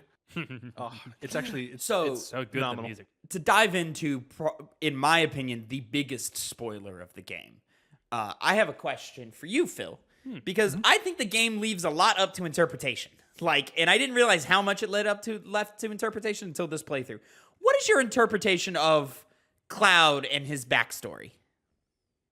So Cloud grew up in Nibelheim, right? Okay. With little Tifa. He was kind of a loner. He wasn't really like that close to Tifa until he like meets her on the water tower, right? And then he's like, "Oh yeah, I'm gonna be I promise I'm gonna be cool. I'm gonna join Soldier." And then he doesn't end up in Soldier. He's just a regular grunt for Shinra. Yeah. And then he comes back with Zack and Sephiroth, right? To Nibelheim. And he's like one of the foot soldier guys that's there, because like the actual soldier dude that you play as when you're Cloud doing the memory is Zack. And then the whole thing with Sephiroth happens where Sephiroth turns evil. he killed. Very he fast. he kills Tifa's dad. He goes through and sets Nibelheim on fire and all that. And then kills Cloud's mom? Question mark? Yeah, because he burned everything down. Yeah, I guess. Yeah. Yeah, definitely Cloud's mom's dead. So then he, I guess, knocks Cloud out, or like hurts him really bad. And then Zack is This is when it gets tricky. almost. This is He's when it gets tricky. Zack is nearly killed, Uh-huh. and Zack takes Cloud with him, trying to go back to Midgar, right? You're missing one important piece of information in the game, at least. I think you have to go dive into the secret areas, like returning to Nibelheim and Disc 3 level stuff to find this flashback. Are we talking about how Cloud has Genova cells or whatever, or Sephiroth DNA? Cloud and like that? Zack are, after the Nibelheim incident, Cloud and Zack are kidnapped by Shinra, and they are held. Hojo. By Hojo, and they're held underneath Nibelheim Manor and experimented library on area, for yeah. Yep. how many years? It's 2 years, I believe. Is it 2? Something like Because that. because Cloud, no, that's 2. Because Cloud thinks that he was away for 5 years. 5 when he years, was away and it for was 7. Yeah. Yeah. Okay. Yeah, that makes sense. Yeah. So yeah, they're experimented on for 2 years, and then in Crisis Core you play Zack and Cloud breaking out. But there should be a flashback somewhere in this game. I've just never seen it. There is, yeah. There is. I've seen the cutscene of Zack dying in the original game, but I've personally And how he never just gets found it. fucking gunned down. Yeah, man. They Jesus. just and that scene doesn't play out well in this No, game. It's like, anytime it's so gunfire hopeful. happens, it looks corny. It's so hopeful, and all of a sudden just. Yeah. Oh fuck! It's so fucking Crisis Core. What a moment. Yeah, the best part of that game. Best part of Fuck the yeah. game. Best part. Yeah. But there's 40 hours around the rest of that experience that you're like, this is 40? okay at best. Maybe like 25, 20. 30. Yeah, I thought it was like 20. No, it's No, definitely I more don't- than 20. Connor, I don't trust your concept of time, because you thought this game was 20 hours long. Yeah, so. no. Yeah, fair enough. Crisis Core is long. There's a lot of filler. There's a whole villain that you're like, this guy sucks. Yeah, so they're kidnapped and experimented on, and that's where the Genova cells come in, and that's where like Cloud gets a level up in that moment, and doesn't become the level of a soldier, but gets the ability to grind out and become that awesome throughout the course of the game. Yeah. It just leaves it in a weird place where the story you told is what I think happens. But earlier, there was like super confident of like when Sephiroth was showing them the vision of Zack in place of Cloud. They're like, oh, this is a fake thing. It's bullshit. You're not a real person. Yeah. Like Genova has infiltrated Tifa's mind to put fake memories in there, and you're like, what? And I've just come down to Sephiroth is fucking with them and he's lying. Yeah. Yes, but you thought he was lying initially, but then he definitely wasn't. He was telling the truth. So that little sprinkling of truth adds doubt to everything He's else. a really good liar. He He's is. a really good liar. Where And- he ties it all together in a way to where you're like, that makes too much That's how you sense. make a good lie. Yeah, how you that make a is. good lie is you put a sprinkle of truth in it. My favorite moment in regards to that is later on when Cloud and Tifa are trying to, in Cloud's mind, reckon of like, who am I? Am I real? Am I a clone entirely made Another in a moment lab? that fails because of the level of presentation. Like in concept, it's cool. With the And- giant cloud in the Yeah, background? the giant Cloud, dude, and like the young Cloud walking around, and then the 3 different versions of Cloud that go into young Cloud. I'm like, this is not hitting. This is not working at all. I'm confused. But one part I would say that does is they recall a memory of where Cloud helped Tifa and yada, yada, yada. And they draw on that as an early enough memory to know that Sephiroth couldn't have, like, fucked with it. Isn't it Cloud's comforting her after her mom dies? No, it was like Tifa went she to go runs, into the reactor. She runs out into the mountains because she thinks she can find her mom out there, and Cloud runs after her. And then they fall and they get hurt, and then the town people blame Cloud for that, and then it works as a bonding moment between the two to where they can then have again. This is like the writing isn't very good because it is not believable that Cloud and Tifa would become any type of friendly off of that moment in the way that it's presented in this game. And it's moments like that where I'm like, the writing is not believable in key moments where it needs to be. On top of the fact that you're dealing with like dual and at some points even triple narratives all at once. You're like, this is a lot. There's a lot happening, and there's only so much text you can put on screen. You got to in so many words tell me what's happening, and it's tough. It's a high concept moment, and I appreciate it. And on replay, you can see how layered it is, the narrative is, and I commend it for being super layered because it allows replays to be more interesting. It was only on this replay that I realized when Cloud gets a headache and there's a text coming up on screen, there's a voice talking to him. I thought that was I thought it was his memory of Zack, or it was Cloud, like real Cloud saying, "Hey, wake up, wake up." No, it's not. It's Sephiroth talking to him.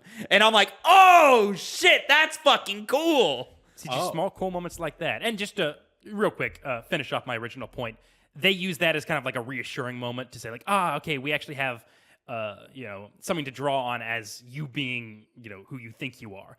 But it still adds that element of, are they just reassuring themselves, or is that truly what happened? And that's kind of a moment where it leaves it up to interpretation, which just makes that whole entire plot more interesting. And it's why it's a big part of the focus of Remake and Rebirth, I'm assuming, going forward. Phil, you over here sucking dick or something? What's going on over there? Oh, he's drinking the cum. Look at him. He's chewing on it. Oh, my God. Oh, God, That's it's fucking thick. disgusting. It's Oh, like my raw God. milk. It's like spoiled milk. It's curdled. He's not denying it. Look at him. Freak. Look at a smirk. No.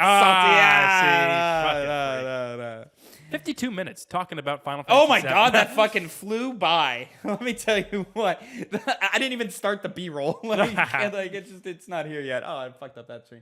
Well, gentlemen, I think we're there. Right? Yeah. I think it's time. Yeah. Let's go ahead and let's rank this bad boy, right? Yeah. Yep. So, ladies and gentlemen, as always, every month we rank the game we review amongst all the other games we've played in the list. The current list, as it stands right now, is number 1, God of War Ragnarok. Number 2, The Last of Us. Number 3, Hades. Number 4, Yakuza 0. Number 5, Portal 2. Number 6, Shovel Knight. Number 7, Dishonored. Number 8, Chrono Trigger. Excuse me. Number 9, Resident Evil. Number 10, Portal. Number 11, Resident Evil 4. Number 12, Mario 64. Number 13, Shadow of the Colossus. Number 14, Halo Combat Evolved. Number 15, Uncharted Drake's Fortune. Number 16, Batman Arkham Asylum. Number 17, Tomb Raider. Number 18, Prey. Number 19, Donkey Kong Tropical Freeze. This has been the hard part. This is a hard one. Going into this review, I was like, oh, for sure, it's landing at this spot. And then I was playing it, and I was like, I don't know if it is. But the more I play it and the more I enjoy it, the more I'm like, oh, actually, it is in that spot. So I have a spot in my mind. And I feel like I have a spot in your mind, Connor. Phil, you are the one that Don't go to me. Don't go to Don't Phil. go to He me. doesn't want to. He's Don't go to split. me. He doesn't know. He doesn't know. Okay, well, I'm going to go ahead and I'll start the bidding off here, gentlemen. This one's ranking very, very high for me. This is one of my favorite games ever. It's not hitting like my top 10 or anything, but it is one of my favorite video games ever. It's one of my favorite RPGs I've ever played by far. And so, I mean, I think the conversation immediately becomes top 5 worthy. I think this game is more replayable than Portal 2. I think it's more enjoyable than Portal 2. It's longer than Portal 2. And it's arguably more important to gaming history than Portal 2. Actually, definitively, it's more important than gaming history. Can we just talk for a second? We didn't even mention it. Yo, this game killed the princess. In 1997, when every video game objective was save the princess, this game kills her. That's fucking dope. I also... God damn it. I forgot my fucking lead off. Let me get in here. Let me talk to you guys real quick. Let's have an honest moment here. For several years now, all right, I've always said that Last of Us Part 2 is gaming's first true tragedy. And I still hold true to that. I still think it is. But this one is the closest example of a true tragedy in gaming prior to that game. I think it falls short in that it still makes you feel like Cloud won the day. Like, you still kind of feel good at the end of the game, even though later iterations into the series made you understand that, oh, it actually isn't a good ending. But the game wants you to think it's a good ending. So I think that's... The post-credit scene makes it a good ending. Yeah. And just like the way that they make you feel like, oh, like all is restored and so forth. Now, later things like Advent Children and Crisis Core and Remake have shown us to be like, oh, it's actually not a good ending. But the game makes you think it is. So I don't think it's a true tragedy, but it is the closest example we've got before The Last of Us Part 2, which is in fact 100% a true tragedy. Yakuza 0, I've said many times, is way too high on this list, and I think Final Fantasy VII clears Yakuza 0 easily. Not even a conversation worth having. The real conversation to me is, does this game beat out Hades? And this is the one that I keep going back and forth on. When we first picked this game, or when Connor picked this game last month, I was like, oh, for sure. Absolutely better than Hades. But Hades is so good in every category of like video game objectivity that it's like, oh wait, no, this is more of a conversation than I was thinking it is. In fact, when I was playing through the Midgar segments, I was like, oh no, this game is not better than Hades. Like, absolutely. But then I just kept going, and I just kept playing, and it just kept being so charming and fun, and I love the story. I love the characters so much, even though I have my grievances with the writing and with how the characters behave in the later parts of the game. And I just think the narrative is more layered to where, like, Hades is inherently, because it's a roguelike, it's inherently replayable. It's inherently pick up the game, you know what it is 100% of the time. But once you finish the actual narrative of Hades, I don't think it's worth going back to 0. I do feel like it's worth going back to 0 here in Final Fantasy VII. I think by that definition of replaying, of starting from 0, I think Final Fantasy VII is a more replayable game. And the story is so layered that I have gotten something new from it every single time I've played it. And you know what? I'm gonna do it, man. I'm gonna put, I think Last of Us and God of War Ragnarok are still better games, but I'm gonna do it, and I'm gonna put Hades at I'm gonna put Final Fantasy VII at number 3, finally dethroning Hades from the top 3 for me personally. Connor. Yeah, I was in the same exact spot as you, literally. But as is often on this show, when we're in the discussion phase, that's really where it changes. And I had far more to say about this game than Hades. You know, Yakuza 0, honestly, comes pretty close to it. It's a very tight race between them, but I think overall it clears it. You know, it really does come down to, is it better than Hades or just slightly not as good as Hades? I even had a moment where I was like, is it better than Last of Us? And I was like, yeah, Last of Us is able to do what it wants in a shorter amount of time, which I think just puts it over. And I think having more hard-hitting emotional moments, it's way easier to do that when you're just having two characters have a nice, strong relationship. I think it's better than God of War Ragnarok. I've been on the record saying that's the game on this list where I say it's too high. But I'm not going to put it over Last of Us for that reason. But I'm going to put it over Hades. I'm going to put it at the new number 3 spot. See, I was debating, once again, this comes out in the discussion phase, the replayability was really what was putting Hades, putting it in the conversation of putting it in front of Final Fantasy VII. Yeah. But you make a great point. I would not play Hades again from the start. When we did it for the Gamescast, I didn't enjoy it as much as starting this one from the very beginning. Yeah. And I think the plot really carries it along, and the stronger core characters of it do so as well. And so for that reason, I'm going to put it just over Hades. Oh yeah. Well, Phil, where is your vote lying? Where are you feeling? I hate y'all. Yeah. I'm guessing a lot lower. See, here's the thing, Tavin. I was with you. Oh. And when you mentioned top 5, I originally was gonna put this like 6, Oh, okay. but then you brought up how like it's definitely more replayable than Portal 2, and that I agree with. I'm not mad at putting it at number 5. Okay. But that's where I draw the fucking line. No, absolutely not. You know, that's This fair. game That's is such fair. a- That's extremely fair. This game, like, honestly, oddly enough, Yakuza 0 and Final Fantasy 7, I have a lot of very similar issues with between those two games. Like, a lot of those issues kind of like directly contrast and compare. But Final Fantasy 7 has such higher highs, and Yakuza 0, I think, has much lower lows. Where, like, there are moments in Yakuza 0 that I did not enjoy.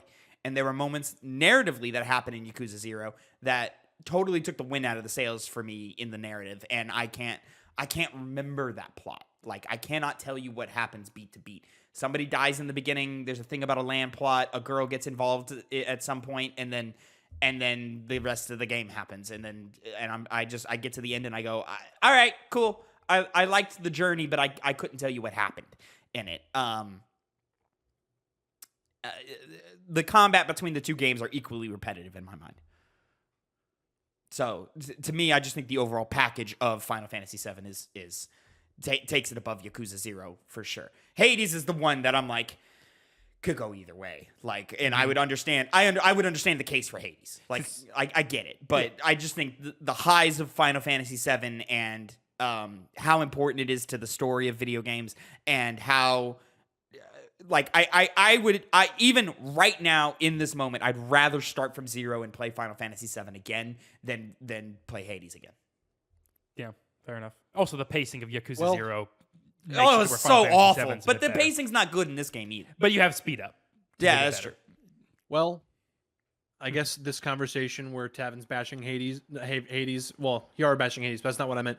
Where you're bashing Yakuza 0 is proof You're as to why bashing I'm the one reviewing Infinite Wealth. You are indeed, and that review is coming very, very soon, ladies and gentlemen. So make sure you keep an eye out and subscribe to that. But that now puts Final Fantasy VII in the top 3. In fact, it's number 3, above Hades, but below The Last of Us. I'll get over it, but I don't like this. Yeah. Nah, man. Like, I feel like even like through the old game, because like Phil occasionally is like, yeah, old game, old type stuff. But like the fact that this game can still fight through that for him, and he's still enjoying it, and he's still planning on platinuming it alongside with me, I think that really shows just how good the core of the game is.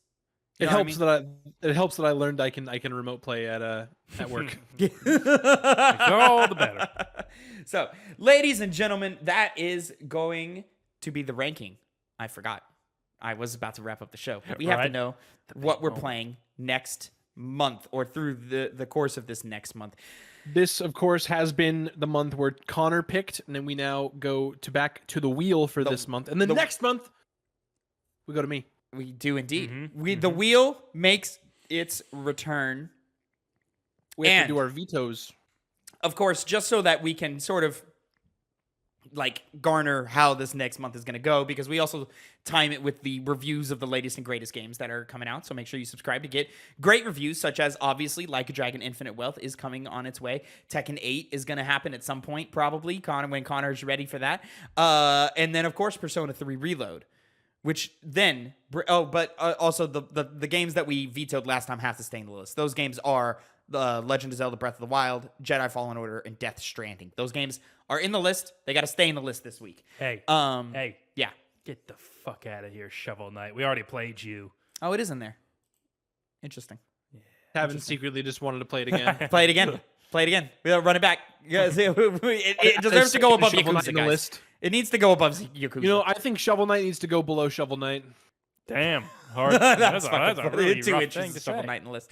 But obviously, this next month we have Persona 3 Reload coming, so I'm not trying to play Persona 3 OG. I'm not trying to do it. That's a lot of P3, and I don't have the time or the patience to do all that. On top of the fact we got Final Fantasy VII Rebirth happening, Helldivers 2 is happening. There's too many really big adventures happening for us to play. I vote. A game I like vote. Persona 3. We just take after this next month. We just take Persona 3 out and then put Reload.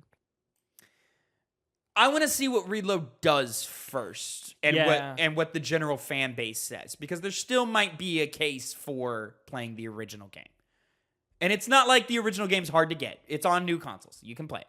You know? So I think just the two games would get two different entries. Because it's an actual full remake as opposed to just like an expansion thing like Golden and Royal are. You know what I'm saying? Mm-hmm. Connor, do you know what Connor and or Phil, whoever wants to jump in first, what else are we taking out of this list for this next month? I want long games gone right now. Yeah, dude, we got so many long games happening. You know, I'm going to go ahead and say I'm going to nix Disco Elysium. Oh, wow. Okay. Yeah. I want to be able to spend my time with that game whenever we play it. Yeah, and it's yeah. a long one, so. It is indeed. And then Phil, where are you at in here, man? How long is? I'm trying to see. Just say the. Oh well, I guess you're looking it up. What game? I'm looking at all these games here, trying There's to see quite a like few. what. Yeah. I'm trying to find Disco Elysium. It's in here. I think it's near the bottom. I saw it. I saw it on the wheel bit. Yeah, but I I'm didn't pretty see sure it is near the bottom. There it is. There we go. I'm gonna say, Connor, as much as you love it, how long is Vampire the Masquerade Bloodlines? Oh, you can beat that game in like 8 hours. I recommend. Holy shit. You can beat that game. It's a very short What, can campaign. you realistically beat Yeah. that game in 8 hours? It's a short game, Oh, 8 okay. to 10 hours. I mean, like okay. you can sink 20 hours into that game. I thought it easy with was all the great side. 20 I thought it hours was is like a not big, bad either. Like, but if it was it was like clearly more. Oh, also it's worth saying, Final Fantasy VII has exited the list, but we've inserted Crisis Core Final Fantasy VII. That's in the list. Not quite remake yet. In our brain, it just makes sense to play Crisis Core first. We do at some point. We need to do a watching of Advent Children just for shits and giggles. Just for fun. Yeah, I'm down. Do we have another Final Fantasy game in here? 6. Let's take that out. Okay. Fair enough. It's a long one too. 6s. Yeah. Yeah. All right, boys. I hope it's nothing long. Listen, God if damn it's it. really long, we may have to boot and skip February and just come back in March. Like, Yeah. you know, but we're gonna, or I guess, you know what I mean. Come back in Yeah, April, I guess, really. Yeah. So here we go. Victims of the Wheel. Where is it gonna land? Where are we gonna play? First time I've heard it in a while. Yeah, I meant to mute it, but I guess I didn't. Oh boy, is it Fable. Fable? Okay. OG Interesting. Fable. Interesting. I know that game's short as well. I don't know. I couldn't tell you. I don't know a goddamn thing about Fable. Is that on Game Pass? I think Surely so. it is. 13 hours. Good. That's fine. Yeah. That's fine. And I know the hack. I don't know when I'm do gonna. it. I don't know when I'm gonna squeeze it in, but you know we'll get there. Fable is not on PC Game Pass. Oh, that sucks. I don't know if it's on console, but you know, It's on Steam. I'm about to look it up. Yeah, It has to be on Steam, I right? really hope it is because No, yes, I think it is. it's gonna make it very complicated. Fable Anniversary, $35. Oh, okay, great. There we go. Steam. $35. It's an old game. Fucking No, it's the anniversary version, Connor. still an older version of the game. Yeah, when that game, I don't know, it came out From 2014, Yeah, that's too much. the Anniversary Edition. For a you game know, like Fable? well, you know, like support art. You know, like stop being such a cheapskate. You know. Yeah. Like, it's No, fine. I will continue to be a cheapskate. Ladies and gentlemen, that is it for your Final Fantasy VII review. Let us know how you felt about it, what you think about the original Final Fantasy VII. How excited are you for Rebirth? We definitely are quite excited. Phil, you can't play Rebirth until you play Remake. You got to play Remake. Try and fucking stop me. He's going to be like, what the fuck is happening? Yeah. Until next time, have a great time. And gentlemen, say goodbye to the people. Goodbye. Goodbye. See ya.